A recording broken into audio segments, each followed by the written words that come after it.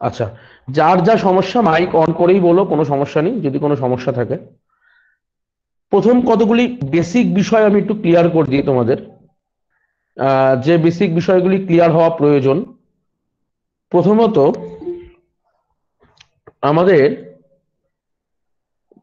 যে demo class যাবে আজকে, এই ব্যাচটা কিসের টার্গেট করা, এই ব্যাচটার কেন প্রয়োজনীয়তা, আগের দিন হয়তো তোমরা সুমন স্যারের কাছে অনেকটাই শুনেছো। তো বাদ বাকি ক্ষেত্রে যা আছে আমি বলে দেবো আজকে। বেসিক যে জায়গা করি তোমাদের, সেটা হচ্ছে যে আমাদের লাস্ট যে অনলাইন ব্যাচ চালু হয়েছিল সেটা অনেক দিন হয়ে গেছে, সেই ব্যাচ প্রায় শেষের মুখে। আর হয়তো খান 8-10 ক্লাস হলেই হয়ে যায়। এবার ওই ব্যাচে সপ্তাহে দুটো করে ক্লাস ছিল, ফলে ওটা 1 মাসের মতো ক্লাস বাকি আছে। তোমাদের ব্যাচে সপ্তাহে একটা করে ক্লাস যাবে, একটা করে ম্যাথের যাবে, একটা করে ইংলিশের যাবে। ঠিক আছে? জিকে এবং জিআই পরবর্তী ক্ষেত্রে লাইভ ক্লাস অ্যাড করে দেওয়া হবে। যদি কারুর মনে হয় যে জিকে জিআই আমার ইমিডিয়েট প্রয়োজন, তাহলে পুরোনো ব্যাচে জিকে জিআই এর সাথে তোমাদের অ্যাড করে দেওয়া হবে। ঠিক আছে? আচ্ছা, কতগুলি ইম্পর্টেন্ট কথা, সেটা হচ্ছে পরপর 4টে ব্যাচ একসাথে ওপেন হচ্ছে। ঠিক আছে? তোমরা যে ব্যাচে খুশি আসতে পারো। 1 নম্বর ব্যাচ হচ্ছে, আমি লিখেই দিচ্ছি, দেখো এখানে প্রথম যে ব্যাচটা হবে, যেটা তোমাদের এই যে ব্যাচটা ডেমো চলছে সেটা, যেটা 15 তারিখ শুরু হবে। ঠিক আছে? আগে কতগুলো বিষয় ক্লিয়ার করে নাও। এই 15 তারিখ থেকে যে ক্লাসটা শুরু হবে সেটা অনলাইন মোডে হবে। ঠিক আছে? অনলাইন মোডে হওয়ার ফলে কি হবে, তুমি যেরকম লাইভ ক্লাস করছো এখন এরকম লাইভ ক্লাস করতে পারবে। যদি কোনো কারণে লাইভ করতে না পারো, তাহলে তার রেকর্ড ভার্সন আমাদের অ্যাপে চলে যাবে। এরকম হোয়াটসঅ্যাপ গ্রুপে আসবে না, এরকম কিন্তু অ্যাপে চলে যাবে, তুমি ওটা অ্যাপ থেকেই দেখতে পারবে। অনলি মাল্টিপল টাইম ওয়াচ তুমি করতে পারবে, কোনো সমস্যা নেই। কিন্তু যেটা হবে না, সেটা ডাউনলোড কিন্তু ক্লাস হবে না, তোমাকে যতবার দেখতে হবে ইন্টারনেট খরচ করেই দেখতে হবে। 1। 2 নম্বর কি আছে, 20 তারিখের যে ব্যাচ চালু হচ্ছে 20-12-2020, সেটা হবে অফলাইনে। ক্লিয়ার? এই অফলাইন কোথায় হবে? এটা কিন্তু হবে কল্যাণীতে। এটা গেল 20-12-2020, এটা অফলাইন হবে এবং এটা কল্যাণীতে হবে। আচ্ছা, গেল 2 নম্বর কথা। 3 নম্বর, এই ব্যাচটাও ম্যাথ এবং ইংলিশ দিয়ে চালু হবে। আচ্ছা, 3 নম্বর হচ্ছে 3-1-2021, 3-1-2021 একটা ব্যাচ চালু হবে, সেটাও অফলাইনই হবে, সেটাও অনলাইন নেই, সেটাও কল্যাণীতে হবে। এবং এই যে ব্যাচটা, এইটা কিন্তু শুধুমাত্র প্র্যাকটিস ব্যাচ হবে, কোনো নতুন কিছু আলোচনা হবে না, মক টেস্ট এবং তার সলিউশন হবে। এবং এটা হবে অনলি আরআরবি গ্রুপ ডি কে টার্গেট করে। ক্লিয়ার? এটা অনলি আরআরবি গ্রুপ ডি হলো। আর 4 নম্বর ব্যাচ, যেটা আমাদের শুরু হবে জানুয়ারির ফার্স্ট উইকে, জানুয়ারিতেই শুরু হচ্ছে ফার্স্ট উইকে, আমি এক্সাক্ট ডেট এখনো ফিক্সড করা হয়নি, যেটা চালু হবে বারুইপুরে, আর সেটাও হবে অফলাইন। সুতরাং অনলাইনে যারা আছে, অর্থাৎ যারা অফলাইনে আসতে পারবে না, তাদের জন্য অনলাইনে ফেসিলিটি আছে। এবং তোমরা যে অনলাইন ক্লাসটা করবে, তাতে আশা করি কোনো প্রবলেম হবে না, এটা আমরা আশা করতে পারি। আহ, এই ক্লাসগুলো ধীরে সুস্থে তোমরা দেখবে। অনলাইন ক্লাসের ক্ষেত্রে রেকর্ড ক্লাস প্রোভাইড করা হবে। সুরেন্দ্রনাথ মন্ডল, স্ক্রিন প্রেজেন্ট করুন, এটা আমি প্রথমেই বললাম, স্ক্রিন প্রেজেন্ট করো না, তাহলে বাকিদের অসুবিধা হবে। তোমার কোনো হাত লাগানোর দরকার নেই মোবাইলে, তুমি খালি শুনে যাও। এবং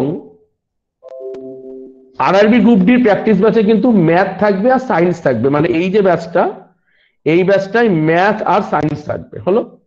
আর বাকি যতগুলো ব্যাচ তুমি দেখছো, অর্থাৎ বারুইপুরে যে ব্যাচ দেখছো তুমি, অনলাইনে এখানে যা ব্যাচ দেখছো, এগুলো এগুলো কিন্তু মাল্টিপল ব্যাচকে টার্গেট করে ম্যাথ ইংলিশ তৈরি করা হবে, কোনো একটা নির্দিষ্ট ব্যাচকে টার্গেট করে নয়। অর্থাৎ একটা জেনারেল কম্বাইন্ড ব্যাচ তৈরি করা হবে। আমি এই ব্যাচের লেভেল কোথা থেকে শুরু হবে কোথায় যাবে বলে দিচ্ছি। লেভেল একদম জিরো লেভেল থেকে হবে। আগের দিন হয়তো ইংলিশ স্যার তোমাদের, সুমন স্যার বলে দিয়েছে ইংলিশ কিভাবে পড়ানো হবে।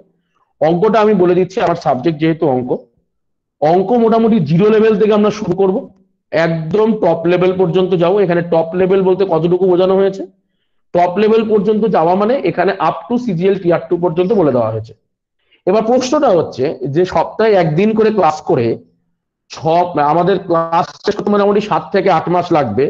সপ্তাহে একদিন করে ক্লাস করে 7 থেকে 8 মাসের মধ্যে ক্লাস কমপ্লিট করা কতটা সম্ভব, তাহলে তাতে কতটা কোয়ালিটি মেনটেন করা যায়, এটা একটা বড় প্রশ্ন।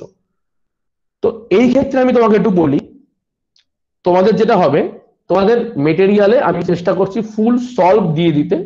মেটেরিয়ালের ফুল সলভ তুমি আজকেও দেখতে পারবে, যখন যে মেটেরিয়ালটা আমি পড়ানো শুরু করব, মানে আজকেই কিন্তু আমি ক্লাস শুরু করে দেবো, মানে কোনো টেমোর ব্যাপার, মানে ডেমো মানে শুধু ডেমো চলছে এরকম ব্যাপার না, ক্লাস শুরু হয়ে যাবে, মানে ক্লাস নম্বর 1 শুরু হয়ে গেল ম্যাথে। প্রথমে যেগুলো বলার সেগুলো আমি বলে দিচ্ছি। তো জিরো লেভেলের যে ব্যাচ, জিরো লেভেল থেকে টপ লেভেলে যাব, সেখানে কিন্তু প্রথমের দিকে যে অঙ্কের যে কোয়ালিটি থাকবে চ্যাপ্টার বেসিসে ভ্যারি করবে ব্যাপারটা। সেটা হচ্ছে মোটামুটি পুলিশ, পিএসসি, তোমার কেউ স্ক্রিন প্রেজেন্ট করো না, একটু বারবার করেই বলছি, একটু একটু সতর্ক হও ব্যাপারটাই। পুলিশ, পিএসসি, বিসিএস, এইগুলোকে টার্গেট করে, এবং যত ধীরে ধীরে ওই সাবজেক্টে মানে ওই যে টপিকটা আমি পড়াবো সেই টপিকের তো অনেক ধরনের কোশ্চেন, যত উপরের দিকে যাব তত তুমি সেখানে NTPC, CGL, CHSL, CGL tier 2 ছোঁয়া দেখতে পারবে। ঠিক আছে? তো এই হলো পড়ানোর বেসিক জায়গা।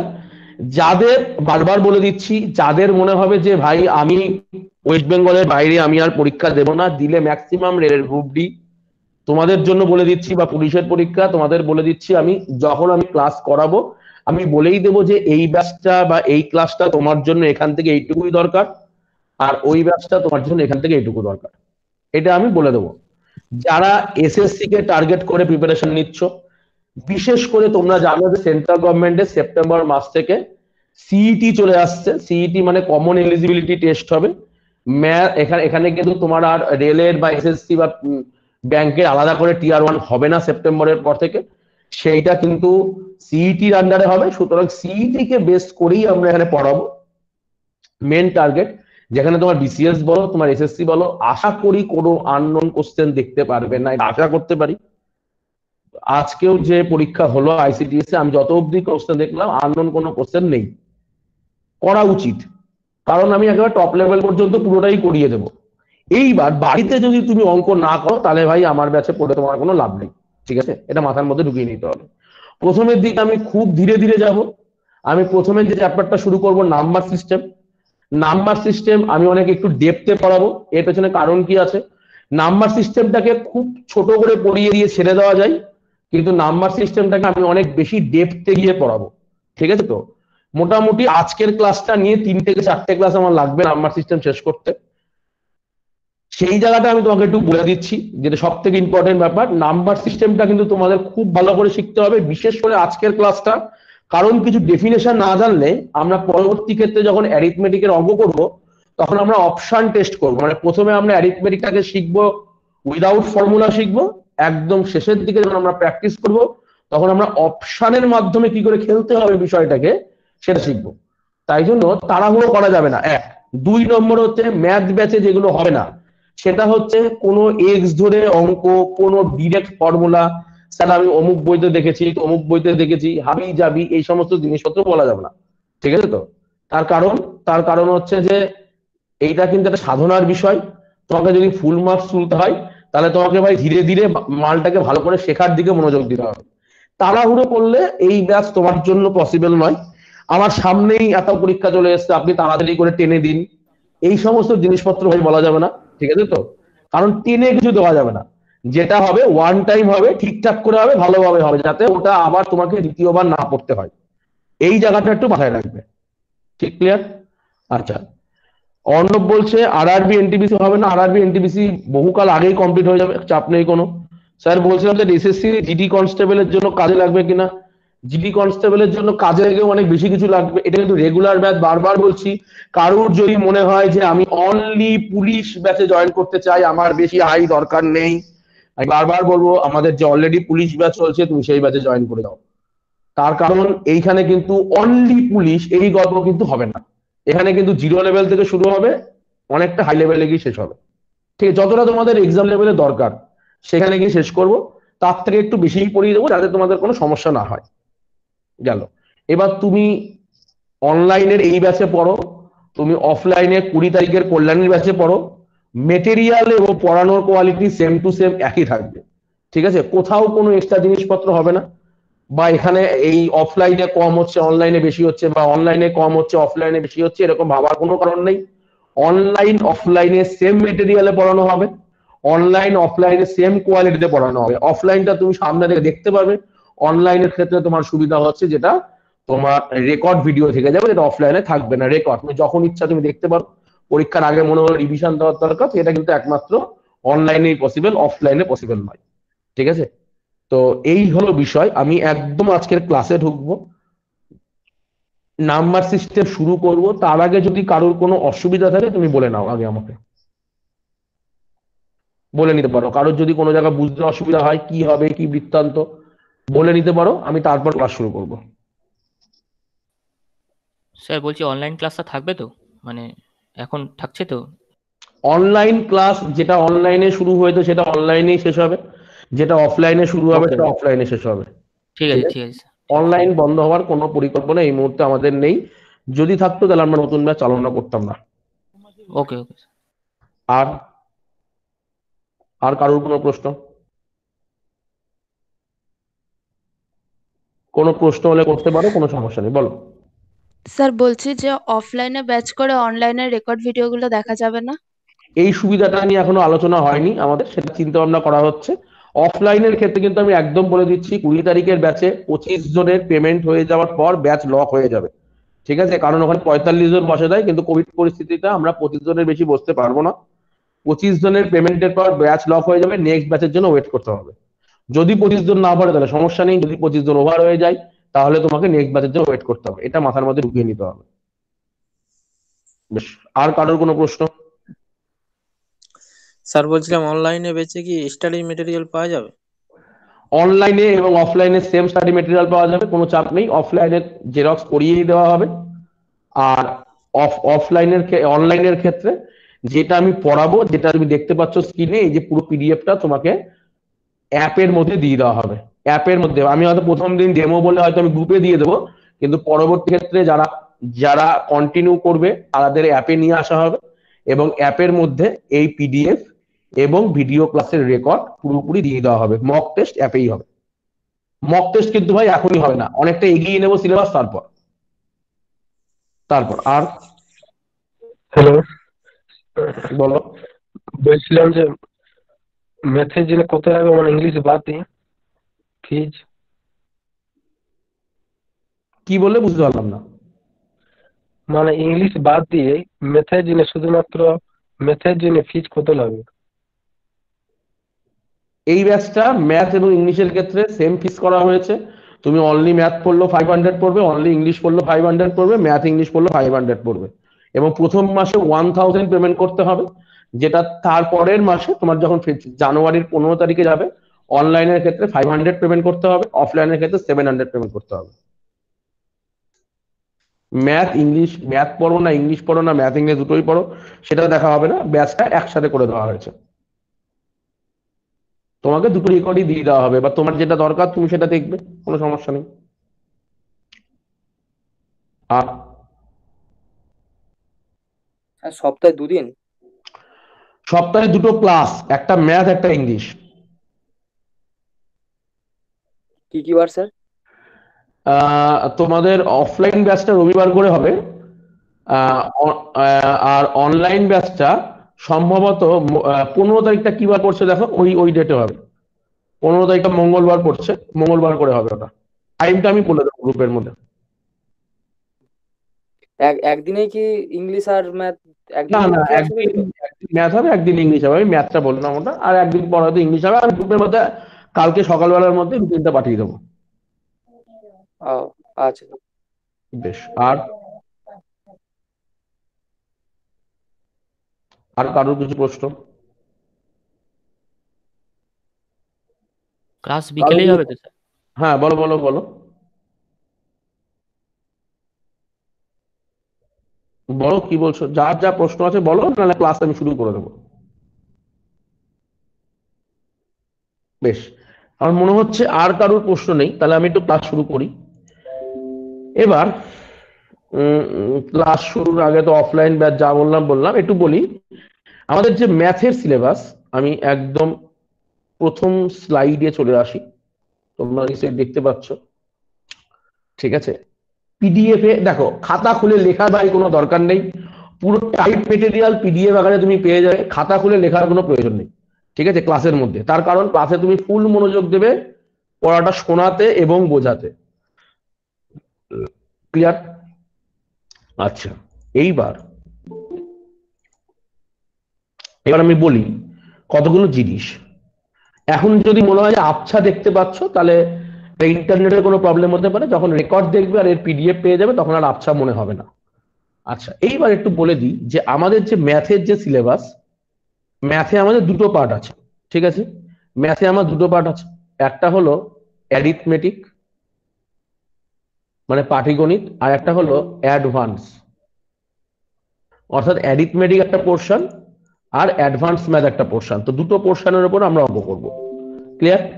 অ্যারিথমেটিক পোর্শন যেটা রয়েছে আমার, অ্যারিথমেটিক একটা পোর্শন আছে আর অ্যাডভান্স ম্যাথ একটা পোর্শন আছে। তো এদের মধ্যে অ্যারিথমেটিক যে পোর্শন, সেই পোর্শনটাই তোমাদের যেমন আমি শুরু করব পার্সেন্টেজ দিয়ে, পার্সেন্টেজ আছে, প্রফিট লস আছে, এসআই আছে, সিআই আছে, বেশ কটা ইম্পর্টেন্ট চ্যাপ্টার আমি পড়াবো প্রথমের দিকে। এবং অ্যাডভান্সে আমি শুরু করব সব থেকে ভাইটাল চ্যাপ্টার, যেটা আজকে শুরু হবে এবং যেটা প্রায় 1 মাস ধরে চলবে, সেটা হচ্ছে নাম্বার সিস্টেম। খুব important chapter number system. Number system থেকে বহু পরীক্ষায় বহু ধরনের প্রশ্ন আসে, বহু ধরনের প্রশ্ন আসে নাম্বার সিস্টেম থেকে, মাথা খারাপ করা প্রশ্ন আসবে তোমাদের, কারণ নাম্বার সিস্টেমের মধ্যে প্রায় 7 থেকে 8খানা চ্যাপ্টার মিশে আছে, যার মধ্যে আমি আজকে নাম্বার সিস্টেমের জাস্ট ইন্ট্রো পার্টটা পড়াবো। ঠিক আছে, তো জাস্ট যেহেতু প্রথম দিন আমি খুব বেশি দূর যাব না, জাস্ট নাম্বার সিস্টেমের ইন্ট্রো পার্ট পড়াবো। এই ইন্ট্রো পার্ট থেকে কি প্রশ্ন আসবে পরীক্ষায়, এটা একটা বড় প্রশ্ন। সব থেকে বড় প্রশ্ন হচ্ছে এই টার্ম গুলো যদি তুমি না জানো, তাহলে পরীক্ষায় একটা অন্য কোশ্চেন আসবে এই টার্মটা দিয়ে, এবং টার্ম না জানার ফলে তুমি পুরোপুরি গন্ডগোল করে ফেলবে। তো দেখো আমি পড়বো কি, প্রথমে নাম্বার সিস্টেম পড়বো, তারপরে আমি অ্যারিথমেটিকে ঢুকে যাব হচ্ছে পার্সেন্টেজে। অর্থাৎ 2-3টে করে অ্যারিথমেটিকের চ্যাপ্টার পড়বো আর একটা করে অ্যাডভান্সের চ্যাপ্টার পড়বো। যেমন নাম্বার সিস্টেম পড়বো, যেমন তোমার আমি পড়বো হচ্ছে নাম্বার সিস্টেমের এদিকে পড়বে অ্যালজেব্রা পড়বে, তারপর তোমার জিওমেট্রি পড়বে, ত্রিকোণমিতি পড়বে, মেনসুরেশন পড়বে, ত্রিকোণমিতি হাবিজাবি এগুলো পড়বে। এদিকে তোমার যেমন percentage, profit loss, SI, CI, ratio, proportion, average, ঠিক আছে, যা যা আছে আর কি সিলেবাসে সমস্ত কিছু কভার আপ করে দেওয়া হবে। এই বিষয়ে কোনো হতাশ হওয়ার কারণ নেই যে কোনো জিনিস কভার আপ হবে না, আগে পিছিয়ে করে হবে। যেগুলো বেশি প্রয়োজনের থেকেও বড় কথা, যেখানে লিঙ্ক আপ করার জায়গা আছে, সেই লিঙ্ক আপ গুলো আগে পড়িয়ে দেওয়া হবে, লিঙ্ক আপ করে করে পড়ানো হবে, যাতে তুমি যেখান থেকে শুরু করো না কেন তোমার বুঝতে কোনো সমস্যা না হয়। ক্লিয়ার? বেশ, এইবার দেখো আজকের ক্লাসে আসি নাম্বার সিস্টেমে। খুব ভাইটাল জায়গা আমি আজকে পড়াবো। আজকে কিন্তু প্রায় অন্তত এখন থেকে আমার 1 ঘন্টা লাগবে পুরো শেষ করতে, মোটামুটি আশা করা যায়। আজকে নাম্বার সিস্টেমের তাও খুব বেসিক জায়গা পড়াবো। আমি আজকে ফ্যাক্টরে ঢুকবো না, আমি আগামীকাল ফ্যাক্টর পড়াবো, নাম্বার অফ ফ্যাক্টর এবং ইউনিট ডিজিট পড়াবো আগামীকাল। তো আজকে কিন্তু আমি জাস্ট যে জায়গাটা পড়াবো সেই জায়গাটা থেকে অপশন টেস্ট করতে গেলে ওর একটা হিউজ প্রয়োগ আছে। মানে আমরা যখন অপশন টেস্ট শিখবো পরীক্ষার হলে কি কি অপশন টেস্ট করতে হবে, তো এই নাম্বার সিস্টেমের এই ক্লাস না জানলে তুমি ভাই অনেক জায়গা থেকে পিছিয়ে পড়বে। ঠিক আছে, তো শুরু করি আজকে একদম বেসিক জায়গা থেকে আরম্ভ করি। নাম্বার সিস্টেম আমি একেবারে জিরো লেভেল থেকে শুরু করবো, একেবারে জিরো লেভেল থেকে ধীরে ধীরে উপরের দিকে উঠবো। আজকে খুব বেসিক লেভেলেরই হবে, তোমরা অনেকেই জানো বিষয়টা। যেমন ধরো আমরা বলছি কি যে এই তো নাম্বার, আমাদের এই হলো নাম্বার, যে কোনো একটা নাম্বার 5, 7, 2, 3 হাবি যাবি যা খুশি নাম্বার। এই নাম্বারকে আমরা অনেক ভাবে ভাগ করা যায়, তো আমরা মূলত দুটো ভাগে ভাগ করেছি। কি কি ভাগ করেছি? একটা রিয়েল নাম্বারে ভাগ করলাম আর একটা ভাগ করলাম ইমাজিনারি নাম্বার। ঠিক আছে, এইবার রিয়েল নাম্বার কি, ইমাজিনারি নাম্বার কি, দেখো এবার এগুলো একটা জটিল প্রশ্ন, এগুলো নিয়ে আমি সব পর করে আসবো, প্রতিটা ব্যাখ্যায় আসবো। আমি ওভারঅলটাকে বলে দিচ্ছি, খুব সহজে যদি রিয়েল নাম্বার আর ইমাজিনারি নাম্বার বুঝতে হয়, এর বহু ব্যাখ্যা আছে, কিন্তু তোমাকে যদি এত ব্যাখ্যা পড়ে তো লাভ নেই, পরীক্ষার হলে তোমাকে কিন্তু বেসিক জায়গা মনোযোগ দিতে হবে। তো ইমাজিনারি নাম্বার যেটা আসছে তোমার, ইমাজিনারি নাম্বার কি, ইমাজিনারি নাম্বার মানে হচ্ছে ধরো যেসব সংখ্যাকে স্কোয়ার করলে নেগেটিভ চলে আসবে, স্কোয়ার করলে নেগেটিভ। ঠিক আছে, খুব ইম্পর্টেন্ট জায়গা। যেমন ধরো তুমি 2 স্কোয়ার করছো 4, পজিটিভ আসছে, যদি পজিটিভ এলো চলে গেলো রিয়েল নাম্বারে। তুমি ধরো -2 স্কোয়ার করছো, তাও দেখো -2 ইন্টু -2 মানে মাইনাসে মাইনাসে প্লাস, মানে এটাও 4, মানে এটাও পজিটিভ চলে আসছে অ্যান্সার। তো তুমি বললে √11 স্কোয়ার করবে, তাও দেখো 11 চলে আসছে পজিটিভ। তুমি বললে যে স্যার আপনি ফ্র্যাকশনে স্কোয়ার করুন, 3/2 স্কোয়ার করুন, তো চলে আসবে 9/4, অ্যান্সার চলে আসবে পজিটিভে। তুমি -5/2 হোল স্কোয়ার করো, তা যাই করো দেখো অ্যান্সার কিন্তু সব তোমার পজিটিভে চলে আসবে। তার মানে এগুলো কোনোটাই ইমাজিনারি নাম্বার নয়। ইমাজিনারি নাম্বার হতে গেলে কি হতে হবে, যে স্কোয়ার করলে নেগেটিভ। স্কোয়ার করলে নেগেটিভ কোথায় হতে পারে, যেমন রুটের ভেতর ধরো তুমি এরকম একটা সংখ্যা নিয়েছো, রুটের ভেতর মাইনাস নিয়েছো, তো জাস্ট সিম্পলি যদি স্কোয়ার করো দেখো তোমার অ্যান্সার কি চলে আসবে, -3। রুটের ভেতর যদি মাইনাস থাকে তাকে স্কোয়ার করলে স্কোয়ারের সাথে তো রুটটা উঠে যাবে, তার ভেতরে দেখো -3 পড়ে থাকবে। এবং এই যে নেগেটিভ চলে এলো তার মানে এইটা একটা ইমাজিনারি নাম্বার, এখানে লেখা আছে। যখন পিডিএফটা পাবে তখন তুমি জুম করে নিতে পারবে, খুব সুন্দর করে দেখতে পারবে ব্যাপারটা। ঠিক আছে, ইমাজিনারি নাম্বার হলো, তাহলে এটা গেল ইমাজিনারি আর রিয়েল। আচ্ছা, বাকিগুলো রিয়েল। আচ্ছা, এইবার এই যে রিয়েল আছে আর এই যে ইমাজিনারি আছে, এই রিয়েল আর ইমাজিনারি মিশে গিয়ে যে নাম্বারটা তৈরি করছে সেটাই হলো আমার complex number. As for example real number একটা ধরো 3 নিলাম। আচ্ছা, এই যে একটু যেটা বলি, এই যে -1, এই যে রুটের ভেতর যে -1, একে একটা স্পেশাল নাম দেওয়া হবে আই। ঠিক আছে, ইমাজিনারি থেকে আইটা দেওয়া হবে। এবং ধরো এবার ধরো -3 এর রুট থাকলো, তাহলে এটাকে আমরা বলবো 3i। -7 এর ভেতর রুট থাকলো, তাহলে আমি এটাকে বলবো 7i। ক্লিয়ার? এইরকম করে ব্যাখ্যা করা হয়েছে। তো সেই রকম করেই তুমি দেখো, যদি আমি বলি যে একটা রিয়েল নাম্বার 3 আর একটা ইমাজিনারি নাম্বার ধরো 5i, একটা ইমাজিনারি নাম্বার, এই দুটোকে তুমি যোগ বিয়োগ যাই করো না কেন, এইটা একটা তৈরি করবে কি, একটা রিয়েল আর একটা ইমাজিনারি মিলে তৈরি করবে কি একটা ইমাজিনারি কমপ্লেক্স নাম্বার। রিয়েল আর ইমাজিনারি মিলে তৈরি করবে যেটা, সেটা হচ্ছে কমপ্লেক্স নাম্বার। হলো, বেশ। এবার এই যে রিয়েল নাম্বার আছে, এই রিয়েল নাম্বারকেও আমরা আবার দুটো ভাগে ভাগ করেছি। যেটুকু তোমাদের পরীক্ষায় কাজে লাগবে আমি সেই জায়গাটা ফোকাস করছি, আমি হাবিজাবি জায়গায় যাচ্ছি না। ঠিক আছে, তো রিয়েল নাম্বারের মধ্যে যে দুটো নাম্বার আমরা ফোকাস করব সেটা হচ্ছে একটা রেশনাল নাম্বার আর একটা হচ্ছে ইরেশনাল নাম্বার। ক্লিয়ার? একটা রেশনাল নাম্বার, একটা ইরেশনাল নাম্বার। এবার এই ইরেশনাল নাম্বারে নিয়ে আমি পরবর্তী ক্ষেত্রে আলোচনা করছি, ইরেশনাল নাম্বারের ভাগগুলো আমরা আলোচনা করব পরে। আপাতত রেশনাল হলো, ইরেশনাল হলো। তাহলে প্রথমে নাম্বার গেল, নাম্বার থেকে রিয়েল গেল, রিয়েল এদিকে এলো রেশনাল, ইরেশনাল। ইরেশনালটা যদি আমি আলাদা করি, এই রেশনাল নাম্বার, এই কি রেশনাল নাম্বার কাকে বলে সব আমি ব্যাখ্যা করবো পরে। রেশনাল নাম্বারের মধ্যে আবার দুটো পার্ট গেল, একটা ইন্টিজার, একটা ফ্র্যাকশন। একটা ইন্টিজার পার্ট গেল, একটা ফ্র্যাকশন। ফ্র্যাকশন মানে তোমরা জানো 2/5, আরেকটা ধরো এটা হলো ফ্র্যাকশন, কিন্তু শুধু 7, এটা সেই অর্থে আমরা ফ্র্যাকশন বলছি না, ইন্টিজার বলছি। এইগুলোকে নিয়ে আমি আলোচনা করবো পরবর্তী ক্ষেত্রে। তো হলো এই একটা যাবে ফ্র্যাকশন পার্ট আর একটা যাবে হচ্ছে ইন্টিজার পার্ট। হলো, ফ্র্যাকশনটাকে নিয়ে আমি আবার পরে আলোচনা করব। এই যে ইন্টিজার পার্ট, এইটাকে আবার দুটো ভাগে ভাগ করেছে, কি একটা নেগেটিভ এবং একটা হোল। এটা অনেকে ভুল করে ফেলে। 2018 সালের সিএসএস এর একটা কোশ্চেন ছিল যে find the sum of first 100 whole number, find the sum of first 100 whole number, এরকম সামথিং কিছু একটা ছিল। সিএসএস এর না সিজিএ কোথাও যেন একটা ছিল, ভুলে গেলাম আমি। তো এইখানে অনেকেই সেই যেভাবে n × n + 1/2 করে মান বসিয়ে দিয়েছে এবং সে সম্পূর্ণ ভুল করে ফেলেছে, কারণ হোল নাম্বার আর ন্যাচারাল নাম্বারের মধ্যে তফাৎ আছে। ঠিক আছে, তো ওইটা ছিল ন্যাচারাল নাম্বারের ক্ষেত্রে, হোল নাম্বার হলেই মাল চেঞ্জ হয়ে যাবে। তাই জন্য একটু ডেফিনেশন গুলো যদি ঠিকঠাক না জানো, একটা ভাষার এদিক থেকে ওদিক তোমার চাকরিটা নষ্ট করে দিতে পারে। তো ভাষার ডেফিনেশন খুব ভালো করে জানতে হবে। তো ইন্টিজারের মধ্যে কি পড়ছে, একটা নেগেটিভ নাম্বার, একটা হোল নাম্বার। তার মানে একদিকে সব নেগেটিভ নাম্বার, -3, -2, -5 এগুলো আছে, আর আরেক দিকে ধরো 0, 1, 2 সব পজিটিভ নাম্বার।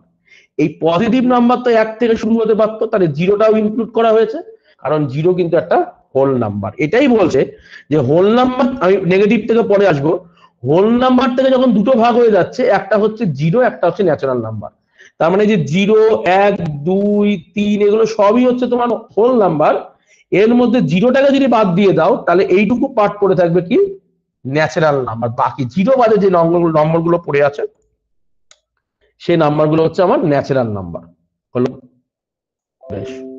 এই ন্যাচারাল নাম্বারকে দেখো আমরা মোটামুটি 5 ভাগে ভাগ করেছি আমাদের জন্য, এটা আমরা প্রত্যেকেই শুনেছি। প্রাইম নাম্বার মানে আমরা জানি মৌলিক সংখ্যা, কম্পোজিট মানে আমরা জানি যৌগিক সংখ্যা, ইভেন নাম্বার মানে আমরা জানি ওই যে যেটা 2 দিয়ে ভাগ যায় মানে জোড় সংখ্যা, অড নাম্বার মানে আমরা জানি যেটা বিজোড় সংখ্যা। এবং একটা নতুন নাম্বার, আমি জানি না কতজন জানে, হয়তো সবাই জানে না বা জানতেও পারে, পারফেক্ট নাম্বার। আমরা অবশ্যই আলোচনা করব পারফেক্ট নাম্বারটা কি। এই পারফেক্ট নাম্বার থেকে কিন্তু প্রশ্ন এসে গেছে একবার। তো পারফেক্ট নাম্বারটা কি এটা কিন্তু আমাদের জানা প্রয়োজন, কারণ পারফেক্ট নাম্বার না জানলে আমাদের সমস্যা আছে। এবার এই যে পুরো বিষয়টা যে আমি এক ধাক্কায় বলে গেলাম, এই পুরো বিষয়টা তোমরা চার্ট আকারে পেয়ে যাবে, পিডিএফ এ, লেখালেখির কোনো প্রয়োজন নেই। খাতা যখন বাড়িতে বানাবে নিজের মতো করে লিখে নেবে। এবার এইখান থেকে আমরা এবার ডেফিনেশন আসবো, প্রতিটা পার্ট বাই পার্ট। ডেফিনেশনে আমি একটা একটা করে পার্ট বাই পার্ট বলবো, তোমাদের যা অসুবিধা আছে আমাকে বলবে, তারপর আমি পরের পার্টে যাব। ঠিক আছে?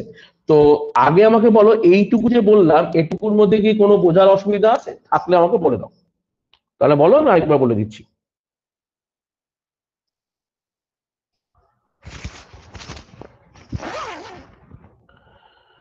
আচ্ছা, বোঝার অসুবিধা নেই। আচ্ছা, এটা বলতে বলতে আমি একটা কথা বলে দিই যে তোমাদের ভাই কি বই লাগবে, এটা কিন্তু অনেকের একটা কোশ্চেন হতে পারে যে স্যার কি বই ফলো করবো অনলাইন ব্যাচের জন্য বা অফলাইন, বা তুমি তোমার নিজের পড়াশোনার জন্য তুমি কি বই ফলো করবে। তুমি আমার এখানেই পড়ো, অন্যান্য যে জায়গায় পড়ো, নিজে প্রিপারেশন নাও। বই যদি কিনতে হয় তাহলে কি বই ফলো করবে, এবং আমি বলে দিই, কোনো একটা নির্দিষ্ট বই কিন্তু 100% বিকল্প হতে পারে না। ঠিক আছে? কোনো জিনিসের 100% বিকল্প একটা নির্দিষ্ট বই হতে পারে না। তোমরা একাধিক বই কিনতে পারো, তবে আমার সাজেশন হচ্ছে একাধিক বই না কিনে তোমরা কিছু মার্কেট থেকে কোয়ালিটি বই তুলে নাও। ঠিক আছে? কিরকম কোয়ালিটি বই তুলতে পারো? বই যদি বলো তাহলে দুটো তিনটে বই তুমি তুলতে পারো, বা দুটো বই তুললেও হবে। আমি বলে দিচ্ছি কোন কিসের জন্য কি বই লাগবে। তুমি যদি পরীক্ষা দাও, WBCS মেন্স বা WBPSC-র আন্ডারে যে পরীক্ষাগুলো হয়, এই সমস্ত পরীক্ষার জন্য যদি তুমি প্রস্তুত হও, এটা হতে পারে তুমি এই লেভেল একটা, বা ধরো রেলের গ্রুপ ডির জন্য তুমি প্রস্তুত হচ্ছ, এটা হতে পারে। বা ধরো এই যে কেউ টেটের জন্য প্রস্তুত হয়, কেউ ক্লার্কের জন্য প্রস্তুত হয়, তারপর ধরো কেউ তোমার ধরো এরকম কৃষি প্রযুক্তি সহায়ক আছে যেগুলো পিএসসির মধ্যে পড়ছে, কেউ মোটর ভেহিকেল ইন্সপেক্টর পরীক্ষা দেবে, হাবি জাবি পিএসসির যে এক্সাম, যত রকম এক্সাম আছে, এই সমস্ত জিনিসের জন্য তুমি এক ধরনের বই ফলো করতে পারো। আমি সব বলে দিচ্ছি পার্ট বাই পার্ট। তুমি যদি ভাই পুলিশের প্রিপারেশন নাও, তুমি এক ধরনের বই ফলো করতে পারো। আর তুমি যদি বলো যে না আমি এনটিপিসি পরীক্ষা দেবো, আমি সিএইচএসএল পরীক্ষা দেবো, আমি সিজিএল পরীক্ষা দেবো, আমি সিপিও দেব, আমি এক্সেট্রা, এই এই জাতীয় লেভেলের পরীক্ষাগুলো আমি দেব, বা আমি এমটিএস দেব, ঠিক আছে? তো এই জাতীয় লেভেলের পরীক্ষা দেব, তাহলে তো অন্য একটা সেটের বই লাগবে। কিরকম লাগবে?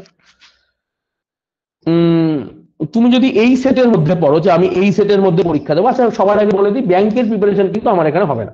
ঠিক আছে? তো তো সেটা বাদ দিয়ে আমি বলছি, বা তুমি ধরো ইউপিএসসি প্রিপারেশন দিলেও টায়ার 1 তুমি মোটামুটি কভার করে দেবে, কারণ ওখানে খুব সহজ কোশ্চেন আসে। আমি এবারও আলোচনা করেছি, দেখবি ইউটিউবে ইউপিএসসির যে কোশ্চেন এসছে খুব পাতি এবং জল লেভেলের কোশ্চেন এসছে, সেখানে অঙ্কের কোনোদিনই কোনো গুরুত্ব ছিল না, আগামী দিনেও থাকবে না। জিকের গুরুত্ব অনেক বেশি। বিসিএস এর ক্ষেত্রেও তুমি যদি 100 নম্বরের পেপার দেখো, খুব ইজি পেপার হয়, 2018, 19, 17 মানে খুব ইজি পেপার হয়েছে। রাদার দ্যান সিজিএল টিআর 2টা এইবার একটু ইজি হলো, গত 2 বছর যথেষ্ট টাফ ছিল সিজিএল টিআর 2, এইবার মোটামুটি পারফেক্ট হয়েছে, ঠিকঠাক হয়েছে কোশ্চেন। এনটিপিসি কোশ্চেন তো খুব সহজই হয়। রেলের গ্রুপ ডি ওগুলো তো ভ্যালুই লাগবে না তোমার, এই পুরো ব্যাচটা পড়ার পর মনে হয় সবই করে দেবে। তো এই যে WBCS, WBPSC, রেলের গ্রুপ ডি, এটার জন্য তুমি প্রথমত একটা জিনিস বলে দিচ্ছি যে আমি যেটা মেটেরিয়াল পড়াবো সেটাকে তুমি প্রথমে ফলো করবে। এটা গেল 1 নম্বর কথা। এটা সব ক্ষেত্রেই প্রযোজ্য, তুমি যে ব্যাচেই পড়ো, যেটার জন্য প্রিপারেশন নাও না কেন, আমার মেটেরিয়ালটা প্রথমত এক ফলো করবে। দ্বিতীয় নম্বর জিনিস কি ফলো করবে? দ্বিতীয় নম্বর, তুমি যদি এই সেট দিতে হও, তুমি কিনে নেবে একটা রাকেশ যাদব 9700 বলে একটা বই আছে, যেটা হচ্ছে SSC previous year. SSC previous ইয়ারে রাকেশ যাদব 9700 বলে একটা বই আছে, তুমি সেই বইটা মার্কেট থেকে কিনে নিতে পারো। ঠিক আছে? এসএসসি জিডির জন্য কোন বুক? ওই যে এসএসসি জিডিপি, এসএসসিটা এসএসসির মধ্যে যাচ্ছে। ঠিক আছে? তো দেখো, এটা গেল এক। 2 নম্বর কি হতে পারে? 2 নম্বর হতে পারে যে তুমি শুধু পুলিশের প্রিপারেশন নাও, তাহলে তোমার একটা বাংলা বই ভালো হলে ভালো হয়, তুমি মার্কেট থেকে সুবীর দাস কিনে নিতে পারো। তাহলে এটা ভেবো না যে এই বই পড়ে কিন্তু এই কাজ হবে, এটা ভেবো না। ঠিক আছে? তো এইটা যেটার জন্য যেটা দিলাম সেটাই। ঠিক আছে? মোটামুটি এই বই ফলো করতে পারো, তবে সলিউশনটা দেখবে না, সলিউশনটা বাদ দিয়ে দেবে, এর সলিউশন পার্টটা বাদ দিয়ে দেবে, জাস্ট কোশ্চেন করতে পারো। তুমি যদি NTPC, CHSL, CGL, CPO, MTS এই সমস্ত পরীক্ষার জন্য প্রিপারেশন নাও, তাহলে ভাই আমি তোমাকে বলবো তুমি বেসিক লেভেলের জন্য পড়তে পারো রাকেশ যাদব 9700, এটা বেসিক বই। আদারওয়াইজ তুমি ডাইরেক্ট কিনে নিতে পারো। তুমি যদি আমার সাথে সাথে যেতে পারো চ্যাপ্টার বাই চ্যাপ্টার, তাহলে তোমার ক্লাস নোট অফ ম্যাথ একটা জেরক্স করা বই রাকেশ যাদবের, তুমি সেটা কিন্তু কিনে নিতে পারো। রাকেশ যাদবের ক্লাস নোট অফ ম্যাথ, আমি যেভাবে যাব তুমি যদি সেইভাবে যেতে পারো চ্যাপ্টারের সাথে সাথে, তুমি যদি পিছিয়ে না পড়ো, তাহলে class note of math Rakesh Yadav তোমার শেষ হয়ে যাওয়ার কথা। এবং এটা একটা মার্কেটে খুব কোয়ালিটি বই। আরো মার্কেটে অনেক কোয়ালিটি বই আছে, তবে ঠিকঠাক পরীক্ষার জন্য ঠিকঠাক বই হচ্ছে এটা। ঠিক আছে, তুমি বই যদি সাথে নিয়ে পড়তে পারো, তো class note of math Rakesh Yadav কিনে নিতে পারো। ক্লিয়ার? বেশ, বলো এই বই নিয়ে কারোর কোনো সমস্যা আছে? বই নিয়ে যদি কারোর কোনো সমস্যা থাকে বলতে পারো। এনটিপিসির জন্য দেখো, এনটিপিসি দেখো নিচে চলে গেছে, class note of math Rakesh Yadav. Dhananjay Barman বলেই দিয়েছি, এনটিপিসি মানেই class note of math Rakesh Yadav. ঠিক আছে, ক্লাস নোট অফ ম্যাথ একটা জেরক্স করা বই দেখবে রাকেশ যাদব। তুমি দেখো এরপর হায়ার স্টাডিজের জন্য তুমি কিনতেই পারো অভিনয় শর্মার প্লে উইথ অ্যাডভান্স ম্যাথ, তাদের কোনো বাধা বিপত্তি নেই, তুমি কিনতেই পারো। আচ্ছা, দ্বিতীয় কথা হচ্ছে তুমি বলতে পারো স্যার আমি অমুক রাইটারের বই কিনেছি, তমুক রাইটারের বই কিনেছি, আমি এখানে কোনো রাইটারের নাম বলছি না, কোনো পাবলিকেশনের নাম বলছি না, গিয়ে গিয়ে কিনেছি, এটা করলে হবে কিনা, ওটা করলে হবে কিনা আমি বলছি। তোমার যেটা ইচ্ছা তুমি করতে পারো, আমার সাজেশন দেওয়ার আমি সাজেশন দিয়ে দিলাম। এরপর তোমার যেটা ইচ্ছা তুমি করবে, ওন রিস্কে করবে, আমাকে পরে কোনো দায়ী করবে না যে কেন স্যার সমস্ত কোশ্চেন আমি কমন পেলাম না। ঠিক আছে? তো তো বারবারই বলে দিচ্ছি, যদি এর বাইরে তোমার বই করতে ইচ্ছা হয়, তুমি তোমার ওন রিস্কে করবে, আমার তো ওখানে বাধা দেওয়ার কোনো কারণ নেই। তুমি নিজের মতো করে করবে, তাতে কোনো সমস্যা নেই, যে কোনো বই মার্কেট থেকে তুমি করতে পারো। আমার সাজেশন অনুযায়ী এই বইয়ের লিস্ট ধরিয়ে দিলাম। বেশ, আমি এটা মুছবো, আবার ক্লাসে যাবো। এই জিনিসগুলো কিন্তু আমি প্রতিদিন বলবো না, এটা আজকে বলে দিলাম মানে আজকে বললাম মানে আজকে শুরু আজকেই শেষ।